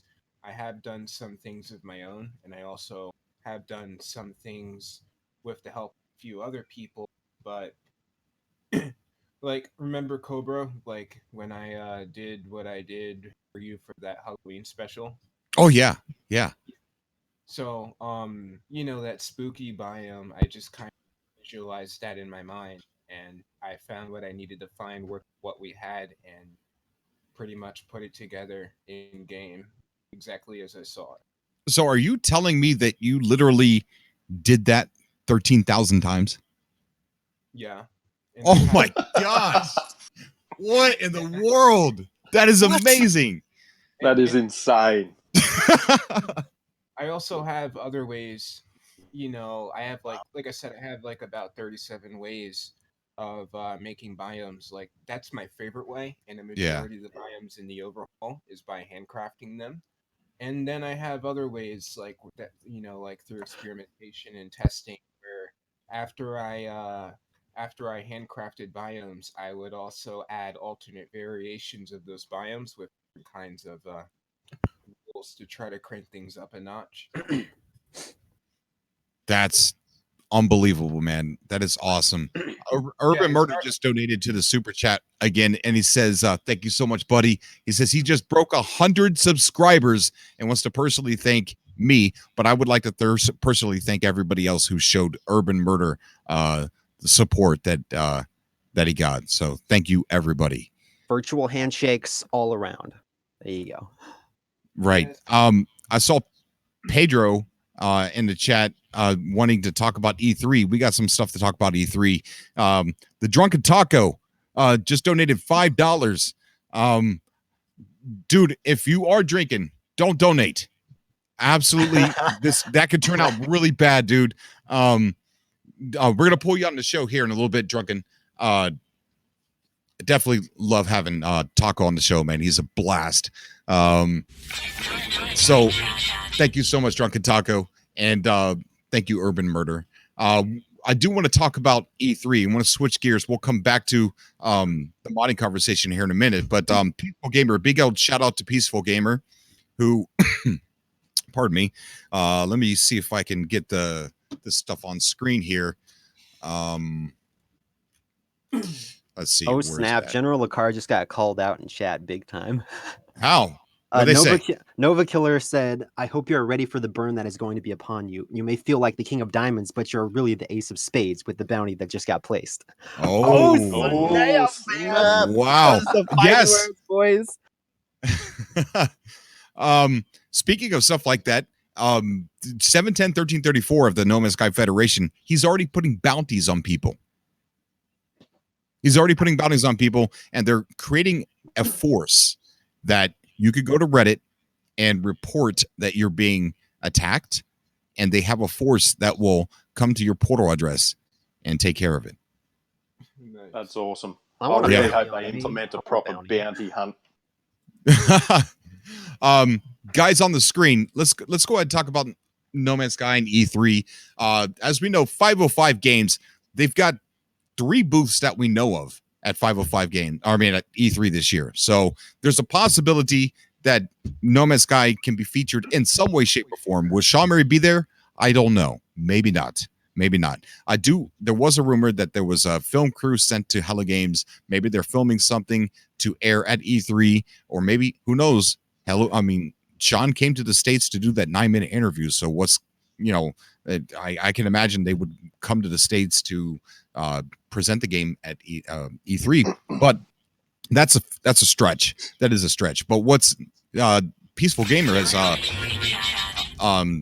laid out some evidence here from Waking Titan. I just missed that. James Seeker donated to the super chat. Thank you so much, James. Hashtag that Cobra in the chat. Thank you so much, buddy. Let's go. I'm getting sidetracked here. So Peaceful Gamer says that there may be a hint at something happening at E3 in Waking Titan's current status, and seems to point to June 10th specifically as well. One of Emily's Loop 16 comments revealed a hidden message in the form of timestamps and an error, 10.06 error. See image down below, and looks like it's the 10th, of June. And then there's also Sacramento applying these timestamps to the SATCOM 70 satellite. It placed the SATCOM's location near Sacramento, which is 386 miles from LA E3, and interestingly, Phoenix, almost the same distance away at 373 miles, a 13-mile difference. He goes on to say that Sacramento current status, LA E3 trailer, Phoenix next release ? Also, the satellite transmissions hold a Fibonacci sequence encoded within them. No one seems to know what it can mean. However, if you take the Fibonacci spiral and overlay it on the map, Sacramento, LA, and Phoenix all fall almost exactly on the curve. So there's other evidence here. Perhaps another hint at an E3 link is the mention of Themis in the image showing the 10.06 error. The ancient Greeks, she was originally the organizer of the communal affairs of humans, particularly assemblies equals conference. So it's possible. It's possible. There's also another interesting thing found on Reddit that goes over some of Sony's scheduling. And it says here, let's see, on Countdown to E3 schedule, Wednesday, the 6th of June, 4 p.m., announce a new PS4 game with PSVR support. Then on the 7th, they're announcing a date for an upcoming worldwide studio title. On February 8th, they're announcing a new PS4 game. On the 9th, announcing a new PSVR game. But on the 10th, and this is very wide speculation, very wide, and there's no truth to this at all, but it says an eagerly anticipated game comes to PSVR. So they're not talking about a new game. An eagerly anticipated game comes to PSVR. And a lot of people are speculating that that could be a PSVR announcement for Sony for No Man's Sky. I don't know. What do you guys think? I don't know either. Yeah, I'd probably go I with doubt not. it. Yeah, I doubt it. Because, Sony got a lot of... they kind of got hit bad with publicity after No Man's Sky came out, and for them to come back and be like, yo, this long-awaited title, guess what? No Man's Sky, VR, yay. It's to announce that at E3. I don't know. I don't know if they do that. What else could be an eagerly anticipated game that we would want to see on VR? Minesweeper. I don't know. I don't know. That would be intense. I'm just saying. Minesweeper. Guys, we're gonna go ahead and we're gonna rapture Panda. I think he's got his mic unmuted now, so I haven't spoken with Panda in so long. Panda, how you doing, buddy? No Panda. Okay, he's having issues. For a little bit of spice, we got the Drunken Taco. How you doing, buddy? Hello. Hi. Hey. How What's you doing? up? Welcome to Cobra TV. What's up with you? What's up with you, Taco? You've been raptured. Not much. I'm the sober taco tonight, people. So all right. Don't judge me for donating. I actually said to myself, you know what? I haven't had the chance to. I got some money right now, so $5. It was a joke, buddy. I'm just joking around with you. We got another super chat James Seeker says the game needs a lot of first-person combat. I went to see a new nemesis forcing me to fight on the planet side. Maybe pirates. That would be great. I agree. You got me. I agree. Yeah, definitely. Yeah. You'll have Thank you me to so much, fight. James. Speaking of Yeah. heroes and villains, Nova Killer dropped some more shade in the chat there. Uh-oh. Who? Nova Killer, the guy who called out the other guy before. He says the Dr. Evil. He called out Dr. Evil. Yeah, okay. He says What'd this. He says, I'm not nice. He is only the first of many. Are you ready for the house of cards to fall? We are many. We are strong. We have spies everywhere. ... Cobra. I'm freaking out, man. I'm freaking out. It's getting pretty exciting. Out, man. Oh my goodness. James, just subscribe to the channel and became a Cobra. Thank you so much, James, and thank you for joining the cult of the Atlas. That was awesome. And Thank you. and Thank for- you very much. Never gets old. I have good news, by the way. What is that? I sold every pre-owned copy of No Man's Sky that we had in the store today, just by showing them a printout of this paper and say, read these bullet points. They read it, they go straight and buy the game. Wow, really? Yes. It's all it takes. You show them that multiplayer aspect and then talk about the 18 quintillion planets. And most of them know what No Man's Sky was. Most PlayStation people. And then when you show them that, they're just like, oh, wow, that's going to be really awesome. And then literally we have no more pre-owned copies. Do you have any word yet if PS4 is getting shipped new box art? That's what's got me curious. The new copy it's on clearance. It's not on sale, but it's on clearance. And I'm thinking maybe they might phase out that SKU, and when the new one comes out, they'll ship new for Xbox and PlayStation. And if they do, I'm going to have to buy one. Oh, yeah, me too. Definitely. Me too. I already pre-ordered the Xbox copy, and I don't even own an Xbox.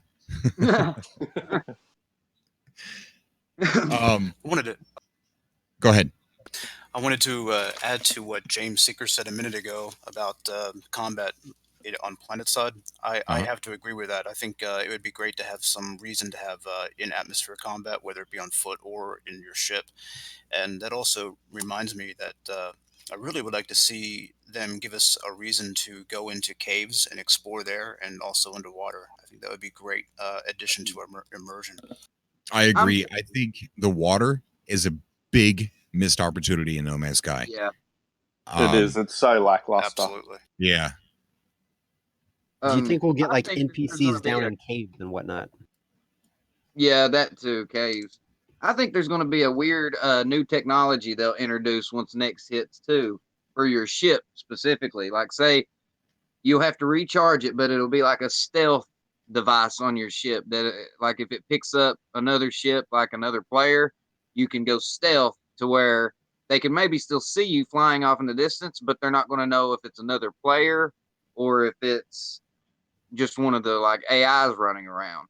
Because if not, everybody that runs into each other, unless you plan it, they're going to want to go straight and kill somebody. And not everybody's going to want to play that way. So I think you'll have some type of technology that maybe burns up really quick and you have to recharge, that gives you like a stealth ability to hide from the radar and scanners. Yeah. We've got RayRod on the call here, and he mentioned that one of the biggest things that I keep getting all giddy over, and and it may sound ridiculous, but he said, for me getting so excited over this one thing that he has done many different things, but this one thing, 13,000 biomes he's adding to No Man's Sky. And right now you're experiencing around 20-ish. That is insane. Do you have any questions for RayRod?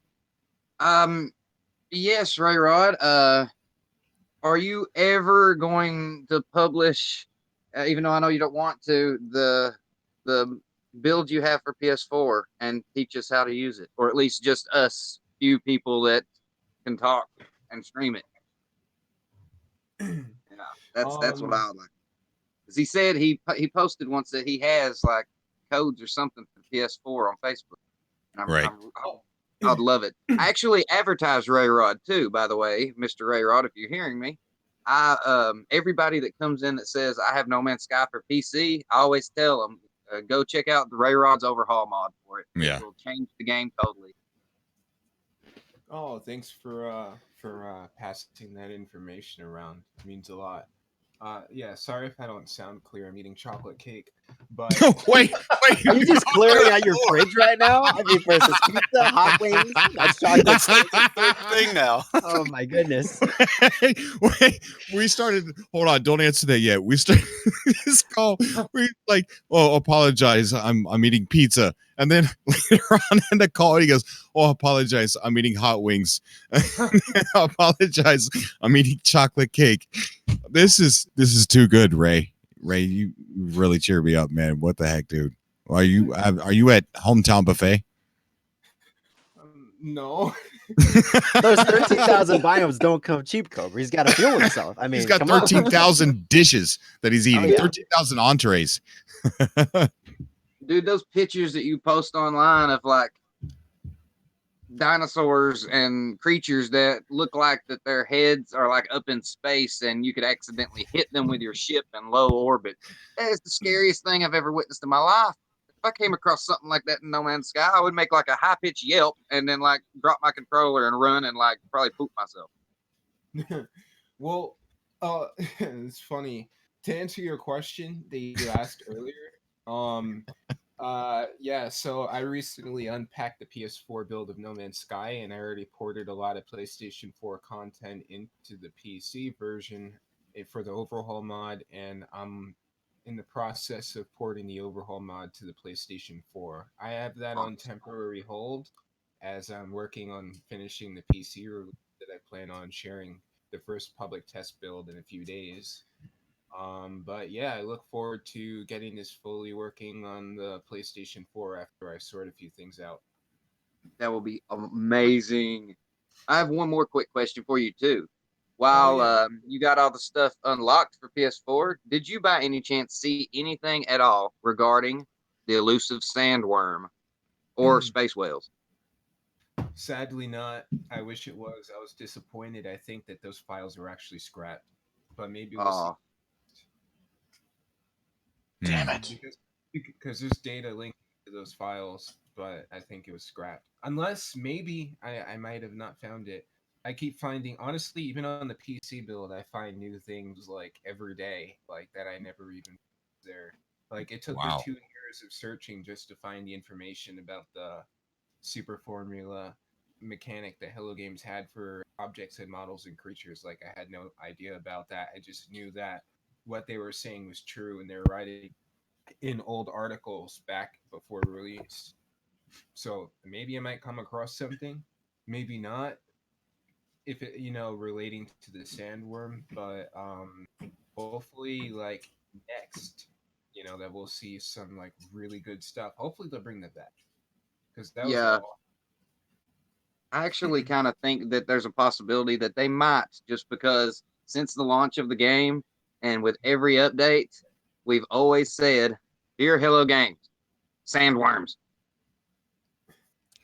They're in the sky. They're displaced sandworms. Make those displaced sandworms massive, and then I'm good. Some of them are pretty big, man. Yeah. I mean, I got a video where I'm flying with. Huh? I might freak out a little bit. To this day, I've still never seen a giant fish. I know they're out there, but I've never seen one. Yeah, I don't think I've seen that. Since Atlas Rises, isn't the biggest like 3 or 4 meters or something? Right. I mean, I've saw some people post like in the Facebook group some pretty decent sized whales, but I've like went on hunts for it, going planet to planet to planet, can't find them anywhere. I mean, they're all just small little, usually those weird worm looking fish that when they see you, they try to eat you. When I started playing No Man's Sky in vanilla version, I remember coming across this like tiny little puddle of water and this giant fish just like swimming straight down, like halfway out of the water. And I just thought it was so funny. I'm like, this game is awesome. Those memories are good. Yeah, I recently made a flying underwater. Oh wow! I mean, like, there's really not that much to it, but like those flying snakes. Well, I altered them so that they can kind of like fly from the sky, go down, dip under the waves, come up out of the water, ride the waves, and go back into the air. And I also have water bathing gek-looking creatures and stuff that kind of like pretty much bathes in the water, kind of like the way you would see things at in the E3 trailer of Arrive E. They're like creatures in the water. Oh wow, That is awesome. I have such a fear of, like, it's not the water that I fear. I fear what is in water. And even in games, I have like legit trouble going underwater, even in No Man's Sky, knowing that the only real thing that's going to eat me is those weird worm looking demon fish. Oh yeah, there's less. I go underwater, I'm looking every direction, just like, I know you're here. I know you're going to eat. Guys, we got a new caller on the show. We got Prophet Scott.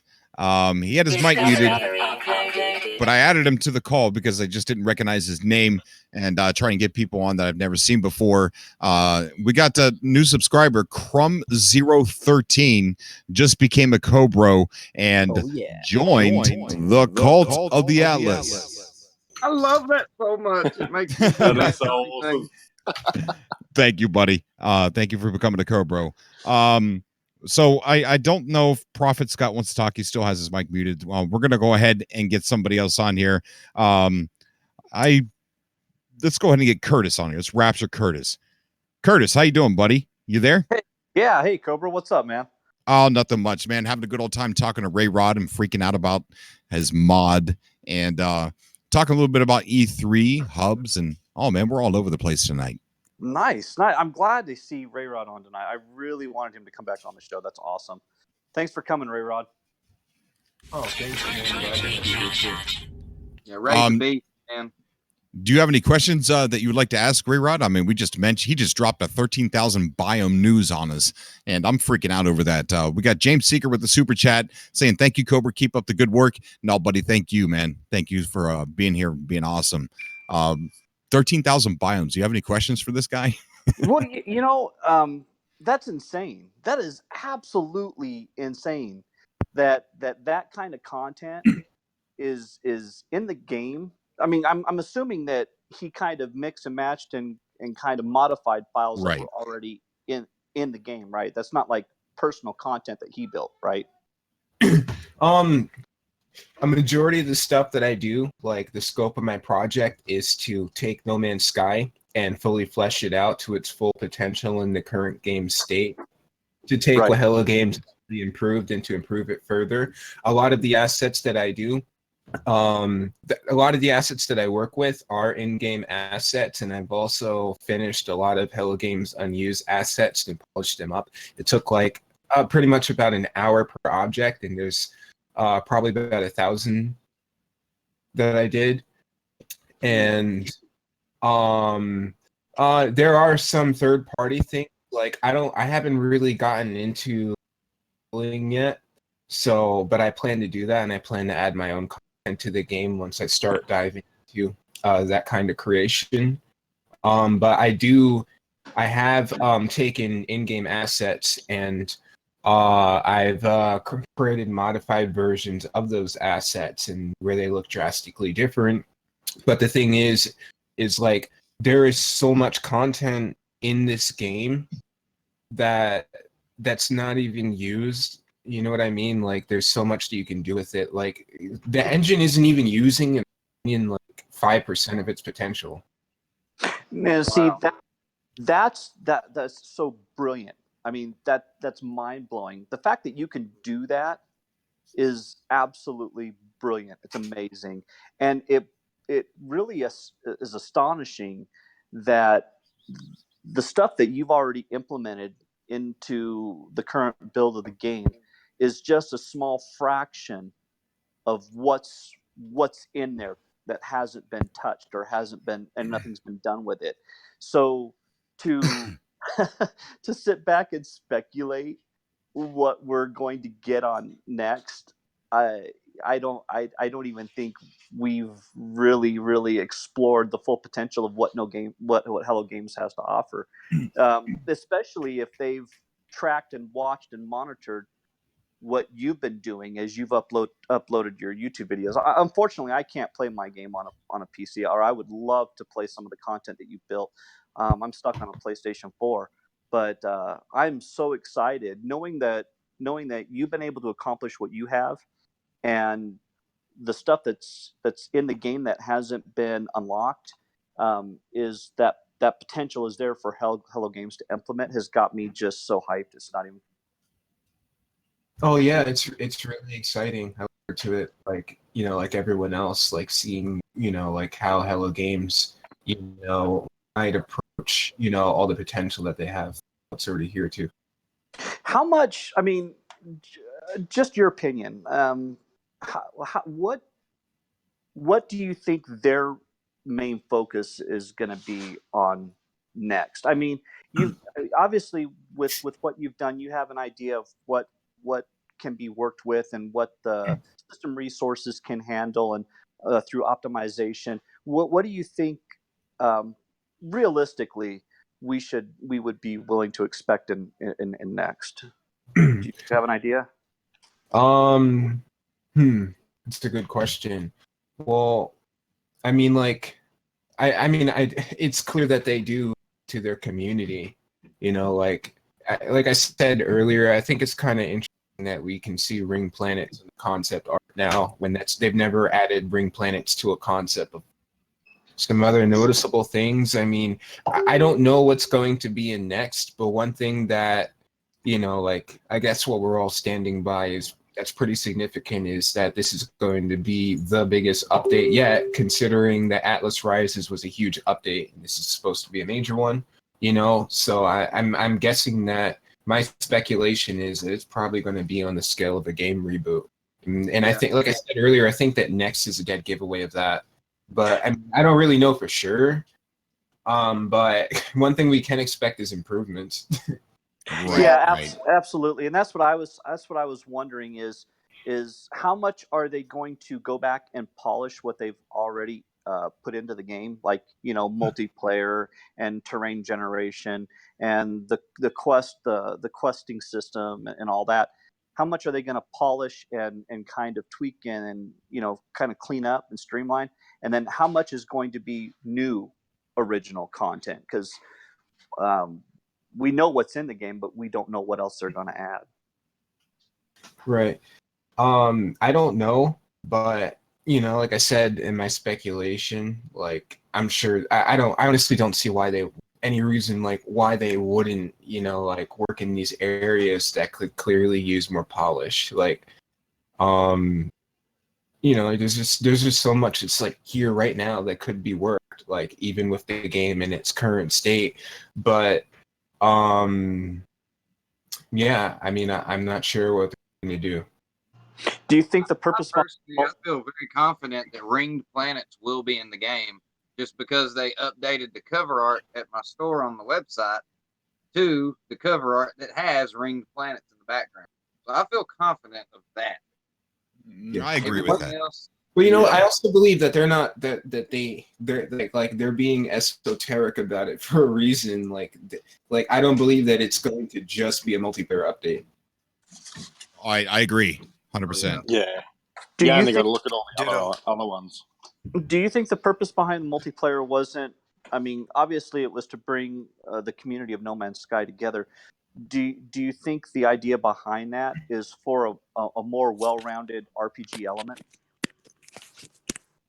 I don't know, but I do believe that multiplayer was always a plan that Hello Games had. Like Sean mentioned pre-release, that when it releases, not everything is going to be possible, but this is a game that they plan on working on for a long time. And that when he used to get asked questions about multiplayer, he said that I'm pretty sure that Cobra, you would probably remember more, but didn't Sean mention that, you know, that they would eventually get around to working on such a thing, like later on down the line, and now we're seeing.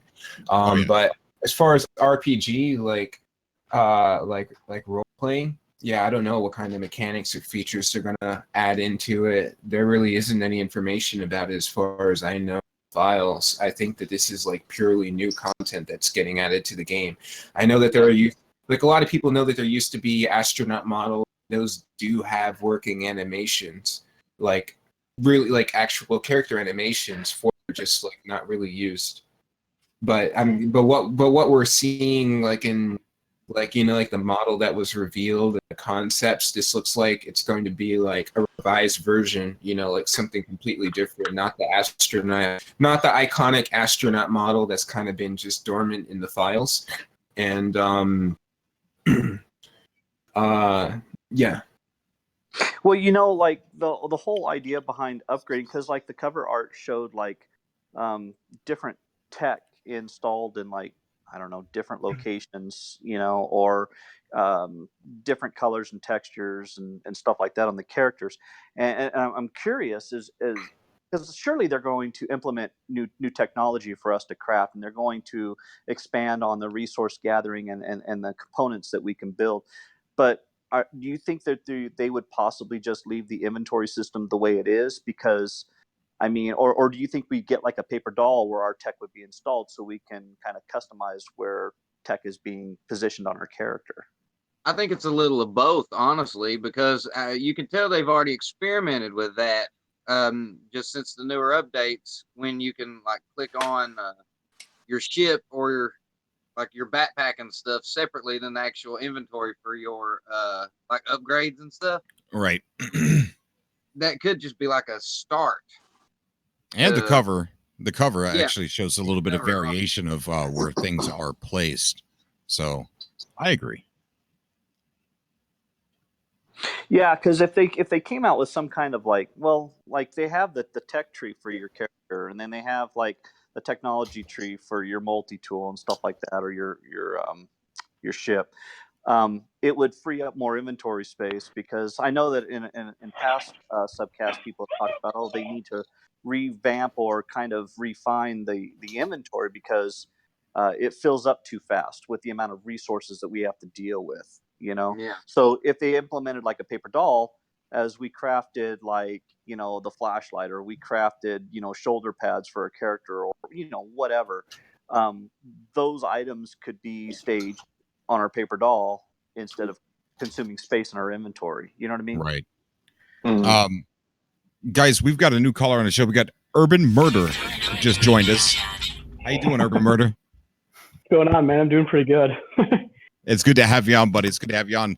James Seeker in the super chat says, donated and said, Cobra, what is the number one feature you want in the game other than co-op? Good question. And thank you so much, James. You are a Cobra, buddy. You rock. The number one feature. Crashing into the sun, of course. Okay. Mine. Yeah, that would be nice. Mine has to do with ships. My starship. I want it bigger, but not like a freighter. I want to be able to walk around inside, and I want there to be things to do on the inside of it. And I just want it to feel like more of a thing that I own. You know what I mean? Like it's my camper. You know, like I play a lot of Space Engineers, and I love the ships in Space Engineers. I love to have that inventory space, and everything in Space Engineers and your spaceship does something. It's important to have tubing that carries electricity or carries oxygen. It's awesome to have that kind of stuff, and I really want to see that implemented in No Man's Sky. That's a big dream, but I agree. I've always dreamed of a ship that was kind of like the little trailers that were planet side, to where maybe you have like a little bed. It doesn't have to be big. A little bed, a desk, and table, and then you just walk up to a little room, and that's the cockpit, and you sit down and you can fly, or you can stay in your ship and hang out like it's a mobile home, you know? Right. Urban Murder, congratulations on 100 subscribers. Thanks a lot, man, dude. I mean, holy crap. I didn't think that was going to happen like that, but I mean, again, to the community and you, like, I wouldn't have hit 100 subscribers in like literally an hour if it hadn't been for all of you guys. That's very awesome, dude. I'm really happy for you, buddy. What's on your mind, dude? What you have any questions for RayRod? No, sadly enough, I don't. Okay. I guess I got questions for everybody. What do you think about having like an open market and like having that kind of thing where you can buy and sell ships and it like affects the economy? And then added on to that, like I know a lot of people are worried about PvP and PvE and stuff like that. How do you guys feel about like PvE still affecting, if there is an open market, if the PvE affecting the PvP open market and it just being one whole? That's curious stuff. Hey, Cobra, can I answer? Sure, go ahead. So I think PvPs, and I stated this before. I think PvP is going to be handled on the survival mode. I for some reason I just think that that's where it's going to go, because PvP is such an aggressive style of gameplay, and survival mode is already kind of tuned to that experience. I believe that's where PvP is going to be staged, and I think standard multiplayer, which we currently have now, is going to be left for the other modes. I hope we have a huge player-driven economy. I think that's the way it should be, because that brings about immersion, and then the community gets to determine what is of value and what's not. And I think that's a brilliant way to handle the galactic trade market. I hope that's what happens. And it would be awesome in the colonization between like planets and then the galactic hubs and all that, that we'll be able to trade with one another, as well as set up auctioneers, which I also hope, because like we already have the ability to hire hirelings for our bases, like our gardener and our technician and our scientist. I hope we can hire an NPC that is like a trader NPC, and we would feed him the stuff that we want to sell in the galactic market, and he would handle that while we're offline, because No Man's Sky is an online. I mean, I don't know. Yeah, because players can view our bases when we're offline, so they should be able to buy our goods from our colonies when we're offline as well. I think that would be awesome. Yeah, you actually bring up a good point. Like the trade stations that you land at that look like little airports, they could actually implement that, and like on the monitors, the little screens that are around the game, they all have the same thing on it. Maybe with the next update, those screens will actually show the statistics of everything from the economy to maybe even players online at any given time. Like I want those screens to actually mean something. I want to walk into a place like that or a base and look at those monitors and be like, all right, this is going on, or this is going on. Even a chat feed from like a website, No Man's Sky website, just anything. Right. Like more stock prices and like a bounty board and so on and so forth. Yeah, I mean, I want those monitors to mean something more than just walk up and look at it just to feel like that you're role playing for a little while. I think that would be a massive change on its own, just giving those monitors life in some way. Yeah. Cobra TV playing in one of them as we drink our little get juice at the cantina. Imagine that if it was like one of the screens was like the community, and it goes like it shows Cobra TV, like people chatting in on Facebook and different things, kind of like how PlayStation Home used to do. If anybody remembers PlayStation Home and some of the different worlds and home, I could see that. Yeah, that's right. So, I mean, what do you think, Cobra? I mean, how do you is that the way that you think multiplayer handle, or do you think multiplayer will be like PvP will be its own individual mode? Well, here's how I look at it. I mean, we've got multiplayer in the game already. We got actual servers that work, but they're not synced. So, and that multiplayer works on every single mode. So I think that part's not going to change. I think we're still going to see each other. I don't know how PvP is going to work by seeing someone. If you're in normal and you see somebody in survival, it wouldn't be fair to let those two guys be able to fight, because things are going to be harder for the guy in survival. Resources, loading up his multi-tool, his life support, all that's going to be more difficult for him to survive in that gunfight with you, if you're playing a normal. So I don't think that, I still think we're still going to want to see each other. But as far as multiplayer, I mean, PvP is concerned, I think that'll be, it's so difficult. I imagine Maybe. like Elite Dangerous, how when you go on, you choose open play or not. And I think that's an easy way to solve it. And I'm sorry. Maybe each mode will be synced individually. Like normal people will only be able to see normal people. Like you know how like in creative mode, if you go to a base that's built in normal, you can't see that base, that normal mode base. Maybe each separate mode will be synced to that specific mode. If you're in survivor, you're only going to encounter people from survival mode. If you're in normal, only normal mode. Creative, only creative. I mean, if that's the way it's set up, then all they would have to do is have another dedicated server for PvP. Yeah. This actually goes into this question that I asked earlier in the chat. How do you think that transition to these new from single player to is going to go from single player to multiplayer, right? Because we've got all these achievements that we've all got on our own separate games, right? In fact, the game is even still susceptible to cheating. So how is that going to work? How is that going to get synced together without us losing our progressions? That's what I'm wondering. I tell you what, I'm at a complete loss on how they're going to handle this, really. I mean, and the reason why I'm at a loss is because when Sean Murray said that you could prey on others, if everybody's in passive mode, then that statement cannot be true. Yeah.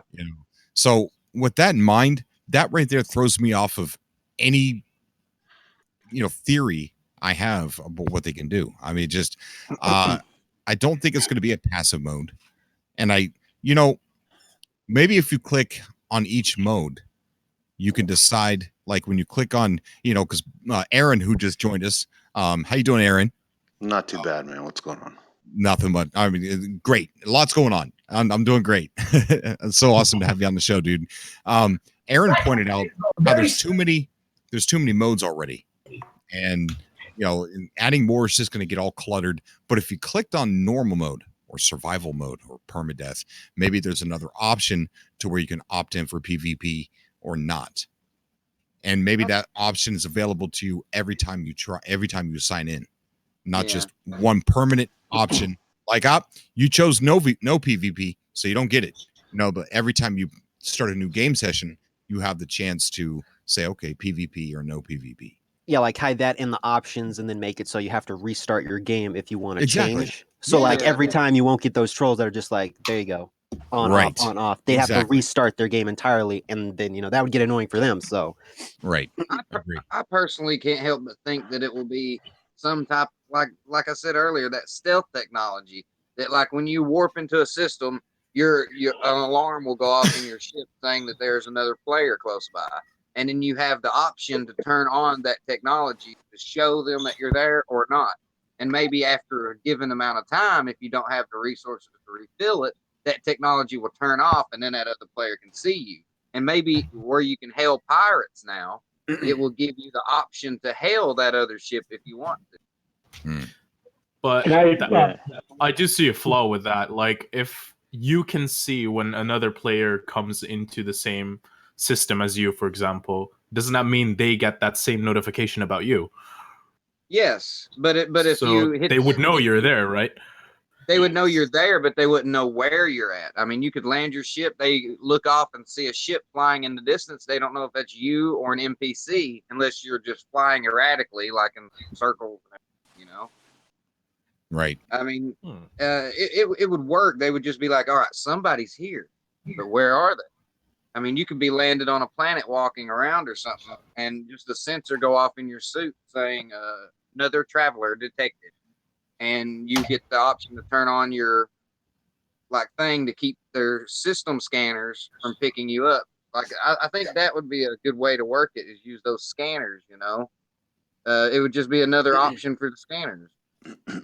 It would be cool if you could put trackers on people's ships and just keep track of people on your radar. Like a bounty hunter with your friends. Well, and I was listening to DM21. He had a podcast not too long ago. I think he had Legacy on there, and they were talking about even if PvP was implemented into normal mode. I mean, number one, I've been playing. I've got probably close to 300 hours invested in this game, and I've yet to see another player. Exactly. So even if PvP or PvP were a thing on normal mode, if you wanted to avoid PvP and you just picked a direction, you could warp 5, 10, 6 star systems away. And what are the chances of that he's going to know what area you picked? Oh yeah, fly to? Yeah, that's right. Exactly, I agree, and I was thinking about that too. So far I've got about 550 hours of playing, and I've never once accidentally seen a player. Yeah, it's always been planned, or I've never seen anybody. It's planned. Exactly. So- Exactly. We've I said tell that a them- million times here on the show. You know, we've said if you want to be alone, you're going to be alone. You know, it's just you're not going to run into anybody on accident. I mean, just stay away from explored space. You know. Yeah. Well, I fell asleep once and somebody found me and then uploaded it to YouTube and said, "Look what you made me do, RayRod," as the title. Yeah, but he could have simply just scanned for the area to look for discoveries and found you that way. I have a question real quick. This is on behalf of Semtex for RayRod. Semtex wants to know, knowing what he does about the code, how would you implement multiplayer? Wait, what did he say? My bad. He said, what were you eating? To ask, sorry. I'm asking a question on behalf of Semtex. He's been dying to ask this. I would actually say Cobra, nobody's talking over in the 102.5 FM. There was a little bit of a it got toxic for a while, and then everybody had to go sit in their corners for a long time. What happened? People playing guitars. Yeah, it got really bad, and everybody was swearing at each other and everybody was getting kind of hostile. And it was pretty sad. It was sad. How does that happen? I actually got to the point where I almost left it all completely. I was just like, I'm not sure why I'm hanging on, because you guys are being a little funny right now. But nonetheless, right now nobody's talking, and I would encourage, if you would want to, just to bring everybody over, because literally nobody's talking over there. and instead of asking on behalf of Semtex, I'm sure he'd love to ask his own question, because one of his questions already got asked once already. All right, we got Semtex in the call now. Semtex, go ahead and ask your question, buddy. Oh, why'd you leave? Amazing. Why'd you leave the chat? His router went down. My internet died on me, and I scrambled to get it back together really, really fast. And by the time I got back, everyone was gone, and I felt lonely, sad face. But yeah, I wanted to. Hello. Yeah, here. Yeah, we can hear you. We can hear you. Guys, we got everybody. For a second there. Everybody from the room is in here now. So, amazing. Yeah, I wanted to ask RayRod, because he knows the code better than anyone else. How would real quick before you go on, everybody make sure you got a headset in and turn down the stream, because we're getting a lot of echo. Yeah, Mute the stream, everybody.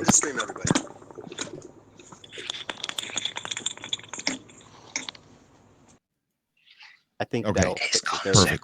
Perfect. Go ahead, Semtex. RayRod, knowing what you do about the code, how would you go about implementing multiplayer? I have no experience in that area, so I honestly don't know how I would go about that. I really thought RayRod was gonna kill us all with some amazing kind of, this is how it's gonna happen, and he'd know, like Jesus or something. But yeah. Thank you anyway. Your work is amazing, by the way. I love you so much. Aw. Thanks, Ben. Likewise. And to anyone who asked what I was eating, time it's vanilla cake. Oh my God! Oh my Lord! It So was you bought vanilla cake and chocolate cake. Is this real?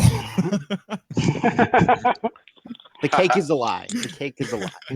Are that, you not sharing? That poor refrigerator. I actually have another question for RayRod, which is probably going to be a really stupid one. But where can I find your mod? Oh, I temporarily disabled the Nexus page because I'm getting ready to upload the new version in a few days. I saw somebody ask me in the chat if there's a chance that it's going to drop this week, and yeah, there definitely is. Oh, okay. Great. Hey, RayRod, with the animal animations, is there? I think you said earlier that you've seen some other animal animations that haven't been implemented in the game. Is there any different like attack animations for the different land animals or anything like that, or the birds? I didn't look too much into it, but I do know that there's like a ton of animations for like all these creatures in a folder. So those are all animation files, and I know how they can be called and implemented. I really only tested with the walker, but I know that those creatures, they have all these other animations. Like some of them, they're like only using like maybe like just the ones for the walk animations. But yeah, I could take a look and report back. Hey, Yeah, hey, well, RayRod, that's crazy. have you noticed anything about additional threat to the game other than what we currently have? Because the way the game is built now, unless you're playing like survival mode or death, and I think even in those versions of the game, if you've got your tech completely and totally maxed out, then there's really no real threat in the game. You said additional what? Threat. You know, stuff that you need to worry about, like getting attacked or different hostiles in the game. Well, there are unused hostile plants, and there are other things. But that's pretty much all that I've seen so far. Yeah, about the creatures, like for example, like with the T-Rex, there's like and I'm looking at the animations right now. Yeah, I see like there's like I see like 5 different attack animations used for that. There's like sleeping, walking, all these different kinds of things in here. There's different kind of roaring. There's the pose animation. Something else that's relating to like what Hello Games did pre-release for like that super thing that I talked about. It's like a lot of stuff. That is unreal. There's like a lot of stuff all over the place. That's so cool. How cool would it be if there were like creatures or some type of enemy where it's like you have to tiptoe past them, and if you like make a noise, they just jump you, kind of like in Left 4 Dead with the witches. It's like you have to be super quiet. You could be like in some Sneaking cave or mechanics something, confirmed. and if you don't sneak, they're gonna see you, and suddenly your whole squad is under I attack. immediately have the like this image in my head of Tom and Jerry from the olden days, where Jerry's totally like sneaking with by that. Tom while he's sleeping. Yeah, you gotta be sneaky, man. It was that as long as they like you go and you walk by and there's this massive T-Rex evil creature asleep, and then you make a noise, it wakes up, it looks at you, it shows its teeth, and then you hear.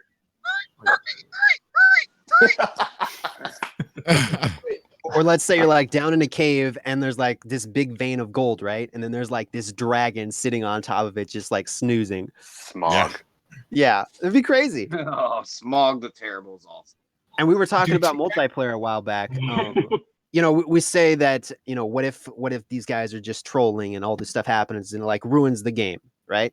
Well, I mean, nothing says Hello Games can't just come out and like do like a day 1 patch and just like fix something, you know, fix it really quick. It's like, I believe this is just going to be another building block within the multiplayer realm, and it's not going to be like finished. Like it's going to be constantly evolving. And Sean Murray said himself that they listen to the community. That's why they're still making updates, is because of us. We're talking and they listen.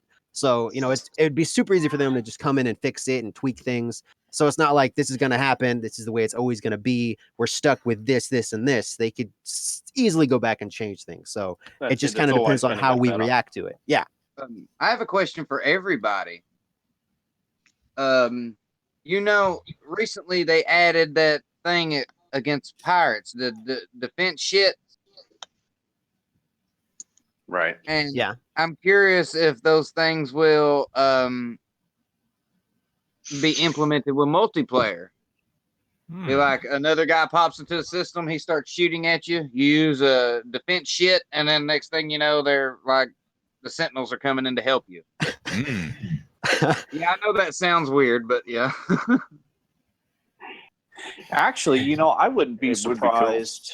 I wouldn't think that be would work. surprised if the Sentinels became hostile towards somebody who was a PvPer.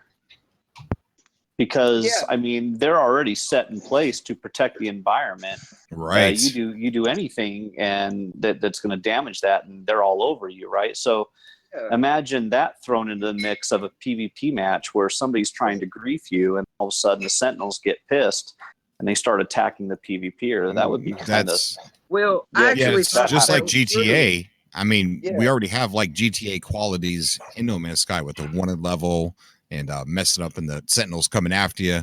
So I would imagine, yeah, you're onto Yeah. something. I think that the Sentinels would attack the griefer. Well, if anybody's read the paper that I posted or been to that website to read it at GameStop, it actually doesn't call the Sentinels. It actually says the police are ever present. It calls them police. So, that's interesting.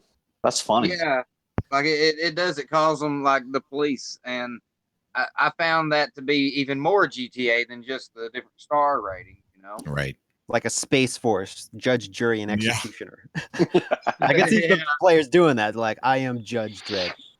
I am Don't- Citizen Dredd. I am here to look at you and judge you and kill you. Do you also think you won't be able? Do you also think you won't be able to use your pulse drivers or warp away when you get attacked by someone in PvP? I don't know. Well, that's a good Maybe question. that could be an upgrade for your ship if you wanted to go down the pirate route. Yeah, True. because currently, I mean, if you get attacked right by AI pirates, you can't warp away. You can't really like do any of the fast movement anymore. Right. Well, I believe that they probably set that up that way. I don't really know. I'm just speculating. They set that up that way because fighting in space is not difficult, but it's a little tricky because they don't have a way for you to match speed with the person that you're going after. So, and I think that's why they say, well, you're not allowed to, hyperdrive or hyperspeed, because if you're trying to fight, right, you got to have your speed kind of turned down or nerfed, if you will, just so you can just so you don't fly by the enemy accidentally, Yeah, Well, you sort of need like a set throttle control that you can adjust up and down. What if you're in space, right, and you come across another player and it like automatically it pops up with a message and you have to like hail that ship and talk to them, right? And this is your chance to like bluff. You could be like, yo, I got all these guns on my ship, fully loaded. Give me credits or you're toast. Meanwhile, you're on your ship, you don't even have a gun. You're just bluffing, and he could either choose to, give you money or try to run. He's like, you could be like, yo, I got all these friends. I got 4 players right behind me on this planet. You don't give me this money, I'm sending them after you. You just bluff, and you just, it could add a whole nother level to the game. Just bluffing. Yeah. You don't even have to fire a shot. That also gives the opportunity for them to add another technology to the game, like for people who want to be pirates and such. And it could be like a technology that is a boost jammer, to where if you get into combat with somebody, you activate the boost jammer, and for so many seconds, they're unable to activate their pulse drive. Like pulse jammer or something. Or a certain range, maybe. Yeah. Well, then that brings up to me is like, how would you guys feel about having like roaming AI, like the Gex, the Korvax, and stuff walking around? Definitely. Yeah, I'm all about that. And you should be able to attack the NPCs and put you into a high threat mode. Oh yeah. Get bad rep with the factions. Yeah. I have like real faction wars, and give purpose to that. I also think that you should be able to shoot your tool inside the buildings, man. Every time you walk into the building, it's like etiquette. You got to put your gun away. You have to check your weapon at the door. You go in a space station, you like make one shot by accident, and like all these drones come out and they just blow your ship to bits. No, I didn't. The back door's locked. The front door's the one unlocked. no. Oh, Katana. Hey, do you think? No, that wasn't Katana. That was a different one. Oh, still very, very cute. Yeah, they're amazing little cats. They're amazing. Nova Killer in chat says, "What if there are multiplayer only ship models like tractor beams, so the prey cannot escape? So you can like get them in a tractor beam and kind of. That would be interesting. So like imagine on the- being with your friends, one using a tractor beam and the other shooting at them. Yeah, like on the battle cruisers or the freighters. And so once you pull the ships in, then those guys have the option of having like an on-ship gun-to-gun battle with you. You know, using your multi-tool, running around in freighters, shooting at each other. I want to be able to actually fly the freighters so bad. That's the one thing that I want the most is being able to fly those. Yeah, that would just make it so unreal. Guys, we're going to be ending the show here pretty soon. So if anybody has any last questions for RayRod, go ahead and ask them now. I do want to ask Aaron, did the argument start over Flat Earth? No. Okay. I do have one question for RayRod. No. All right, RayRod, you ready? Yeah. Okay. What planet are you from? Because no human can do all this by himself. I'm just saying. It's not possible. Dude, 13,000 biomes is insane. That's dedication, yo. It's crazy. How long has it taken you to create those 13,000 biomes, just out of interest? Tell them, Ray, tell them how many hours you have invested into modding this game. I want to hear their reaction. Well, I'm about 10,000 hours into it. So Oh my god! I was proud because I hit 120 hours. 10,000 hours. See, I thought I was a freak for having almost 1,000 hours of playtime, but you've definitely taken the biscuit there. That's unreal. I think Elgamer needs to hire RayRod or just outright buy his mod for like $100,000 or something. I mean, come on, he's doing the work. I'm sure RayRod would do it for free. Ray, do you have something set up to where people can support you, like a Patreon page? Somebody in my family keeps suggesting I should start a page, but I never really. I mean, like, I don't know. Like, I don't know. I never use Patreon or anything like that. Do you think I should like try to do that? Yes, I do. Yeah. Well, a lot of people owe you a lot, dude. I mean, it's not that we owe you. It's that we would like to show appreciation for how much work you've put into this game. Yeah. And I think a lot of people would love to show you appreciation. Yeah, definitely support you. Oh yeah. Because the way that I always saw it, like, I'm just, I just do what I love, and a better No Man's Sky experience is what I get out of it, and that's always been enough for me. Yeah. Yeah, but I mean, Sean Murray, if you're listening, dude, that is career time that you put into that game. That's Can we make this a hashtag right now? Employ Ray. Yeah, we need to make this a hashtag. This needs to be a thing. Oh yeah. I think they're pretty much aware of Ray. I mean, we've been praising Ray for quite a long time because he's been doing such good work for so long. Hello Games absolutely knows about Ray. They're watching him. They know. I've got another question for Ray. What's the craziest thing you've come across in your whole 10,000 hours of modding this mod? There's a lot. I'm just trying to like bottle the most memorable.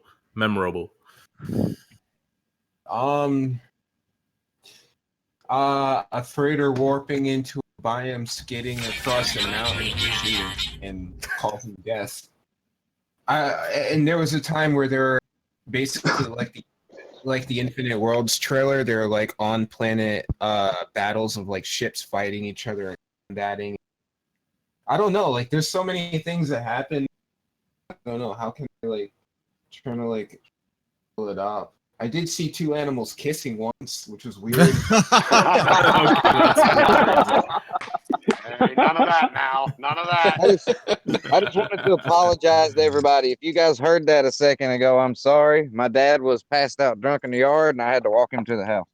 No, we didn't hear a single thing, and I'm sorry to hear that. Can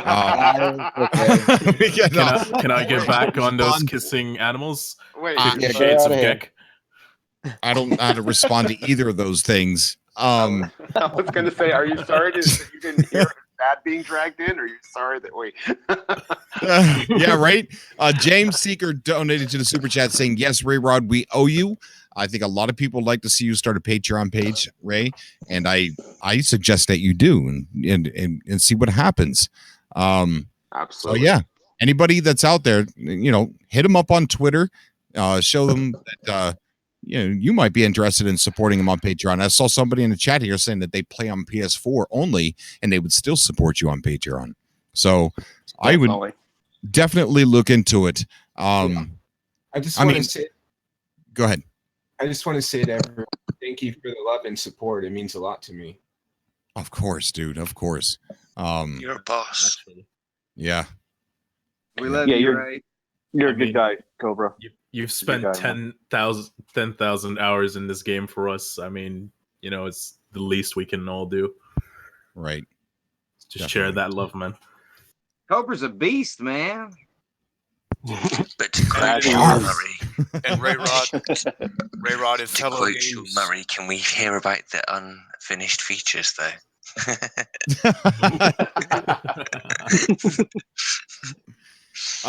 We're gonna wrap it up here, guys. Everyone, remember, I got a lot of people on the call here. Adam, keep coming, game on. He's got a great YouTube channel. Semtex has an amazing YouTube channel. I wanted to do a raid. Maybe can we do a raid? Is there anybody streaming right now? And we'll end the show with a raid. Hey, Cobra. Yeah. Can I just say, been following you since first heard about No Man's Sky coming out back in 2014, and just you and this community, everyone is just so awesome, mate. Thank you for having me on the show tonight, and keep up the great work, everyone. Thank you, buddy. And I can't believe 2014. You said? Yeah. Yep. Wow. Somebody messaged me and said, "Hey, I started watching you when I was in high school." And he watched me all the way through high school, and he's now an adult, and he said he's, got a job and a life of his own. And I'm just sitting there like, wow, it gives me goosebumps even thinking about that. I was part of somebody's high school years, just, That's awesome. being a part of something that they watched. That's really cool. Really cool. Cobra, I think it's a massive mark of respect from the community, and I see this every single time. But every time you're live, no one streams No Man's Sky because everyone who would be streaming is watching. I don't like that. I don't. I don't like that. I don't. We do. No, We do. Is there? So there's no one we can raid at the moment. Go to Twitch, guy. Go to. We're YouTube, all right here, man. We're all. What else are we Yeah, gonna do on a Tuesday night? Come to Cobra's Cast. I will say over the weekend though, I got a chance to jump on to Semtex his show. Yeah. And I subscribe to you, buddy, because I like what you do there, man. I like. It was nice. Thank you. Yeah, Thank it you. was That's nice watching. really Like, kind. Cheers, man. I need to get over and sub to Sword as well. I haven't had a chance to do that yet, but I'm going to. I'm going to sub. I got to Right, jump in Sword with as well. Semtex too the other day, and we Yeah, had I'm a gonna very do that awesome too. show. It was awesome. Hey Cobra, real quick, did too you much love, say too you were much planning love. on pushing the date for the big get together? Yeah, it's official. Everybody voted. I can't believe the result, dude. I thought I was gonna get stoned in public. But yeah, I voted yes. By the way, I Are voted you- yes. So And So that did being the I. case, are you changing the submission date as well? yes, it's gonna be extended. But I'm gonna not for as long as you think, but at least another couple weeks. Okay. I'm gonna make an official video talking about everything here with the next couple days. So yeah, you got plenty of time. As Well- people did point out, though, it would still be cool to stream something like some kind of subcast, and like do like a Nomad Racer, something cool, Yeah. some kind of video. Yeah. Before you end the show, too, Cobra, I just want to tell everybody I'm streaming more now. I'm trying to do it at least once every week, once every 2 weeks. The Drunken Taco, aka the Sober Taco. I'm trying to do more caffeinated casts because it's been a good while since I have, and I've been starting. That sounds good, man. And are you planning on streaming this weekend, or what time and what day, or? Yeah, let us know. Streaming this weekend? Isn't this weekend E3? It's in like 5 days. I will be streaming Friday night. I'll be live streaming, and we're gonna have actually some updates from E3 because we get constant emails about it at work, and I'm gonna be throwing that out there. So when is E3? on a Monday? Yeah. Well, I can't remember what day Microsoft is. I think but I do everything know starts something. on Saturday. I think Saturday. Okay, yeah, you're right, Aaron. It is this weekend. Wow. Well, that I crept up. thought it started on the 10th. I thought the 10th was on a Sunday. No. I actually know of 2 dates specifically. June the 9th, they're going to be showing off Battlefield 5, and June the 10th, they're going to be showing off Fallout 76. Dude, I'm all about Fallout 76. I'm excited. Yeah, it's going to be awesome. Aaron, to answer your question, we are most definitely streaming E3. Right. I'm gonna have to be careful on what kind of music is played over the stream. Right. But right. yeah, we're definitely going to be streaming at E3. It's going to be a big old party here, and people are allowed to come on and commentate. And I know I do want to say this too for the Patreon supporters. Natalie's going to get me set up to have you guys more integrated. So where, because one of the rewards is you guys are allowed to come on the subcast with no waiting. So you guys should have the role to be able to enter without me manually doing it. Come on, man. Sitting in 102 FM was just glorious this evening. It was.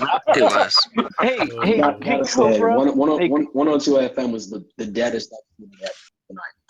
Hey, Cobra. It was good for a minute, but it got crazy. Yeah, it definitely did.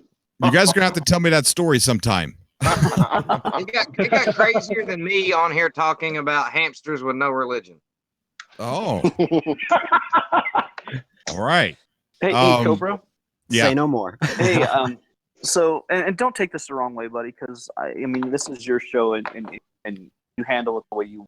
But just a suggestion, if you're up to it, is that because we have everybody waiting in the 102 room, it might not be a bad idea to have a moderator like a green room. People about to get ready to hold on to your show.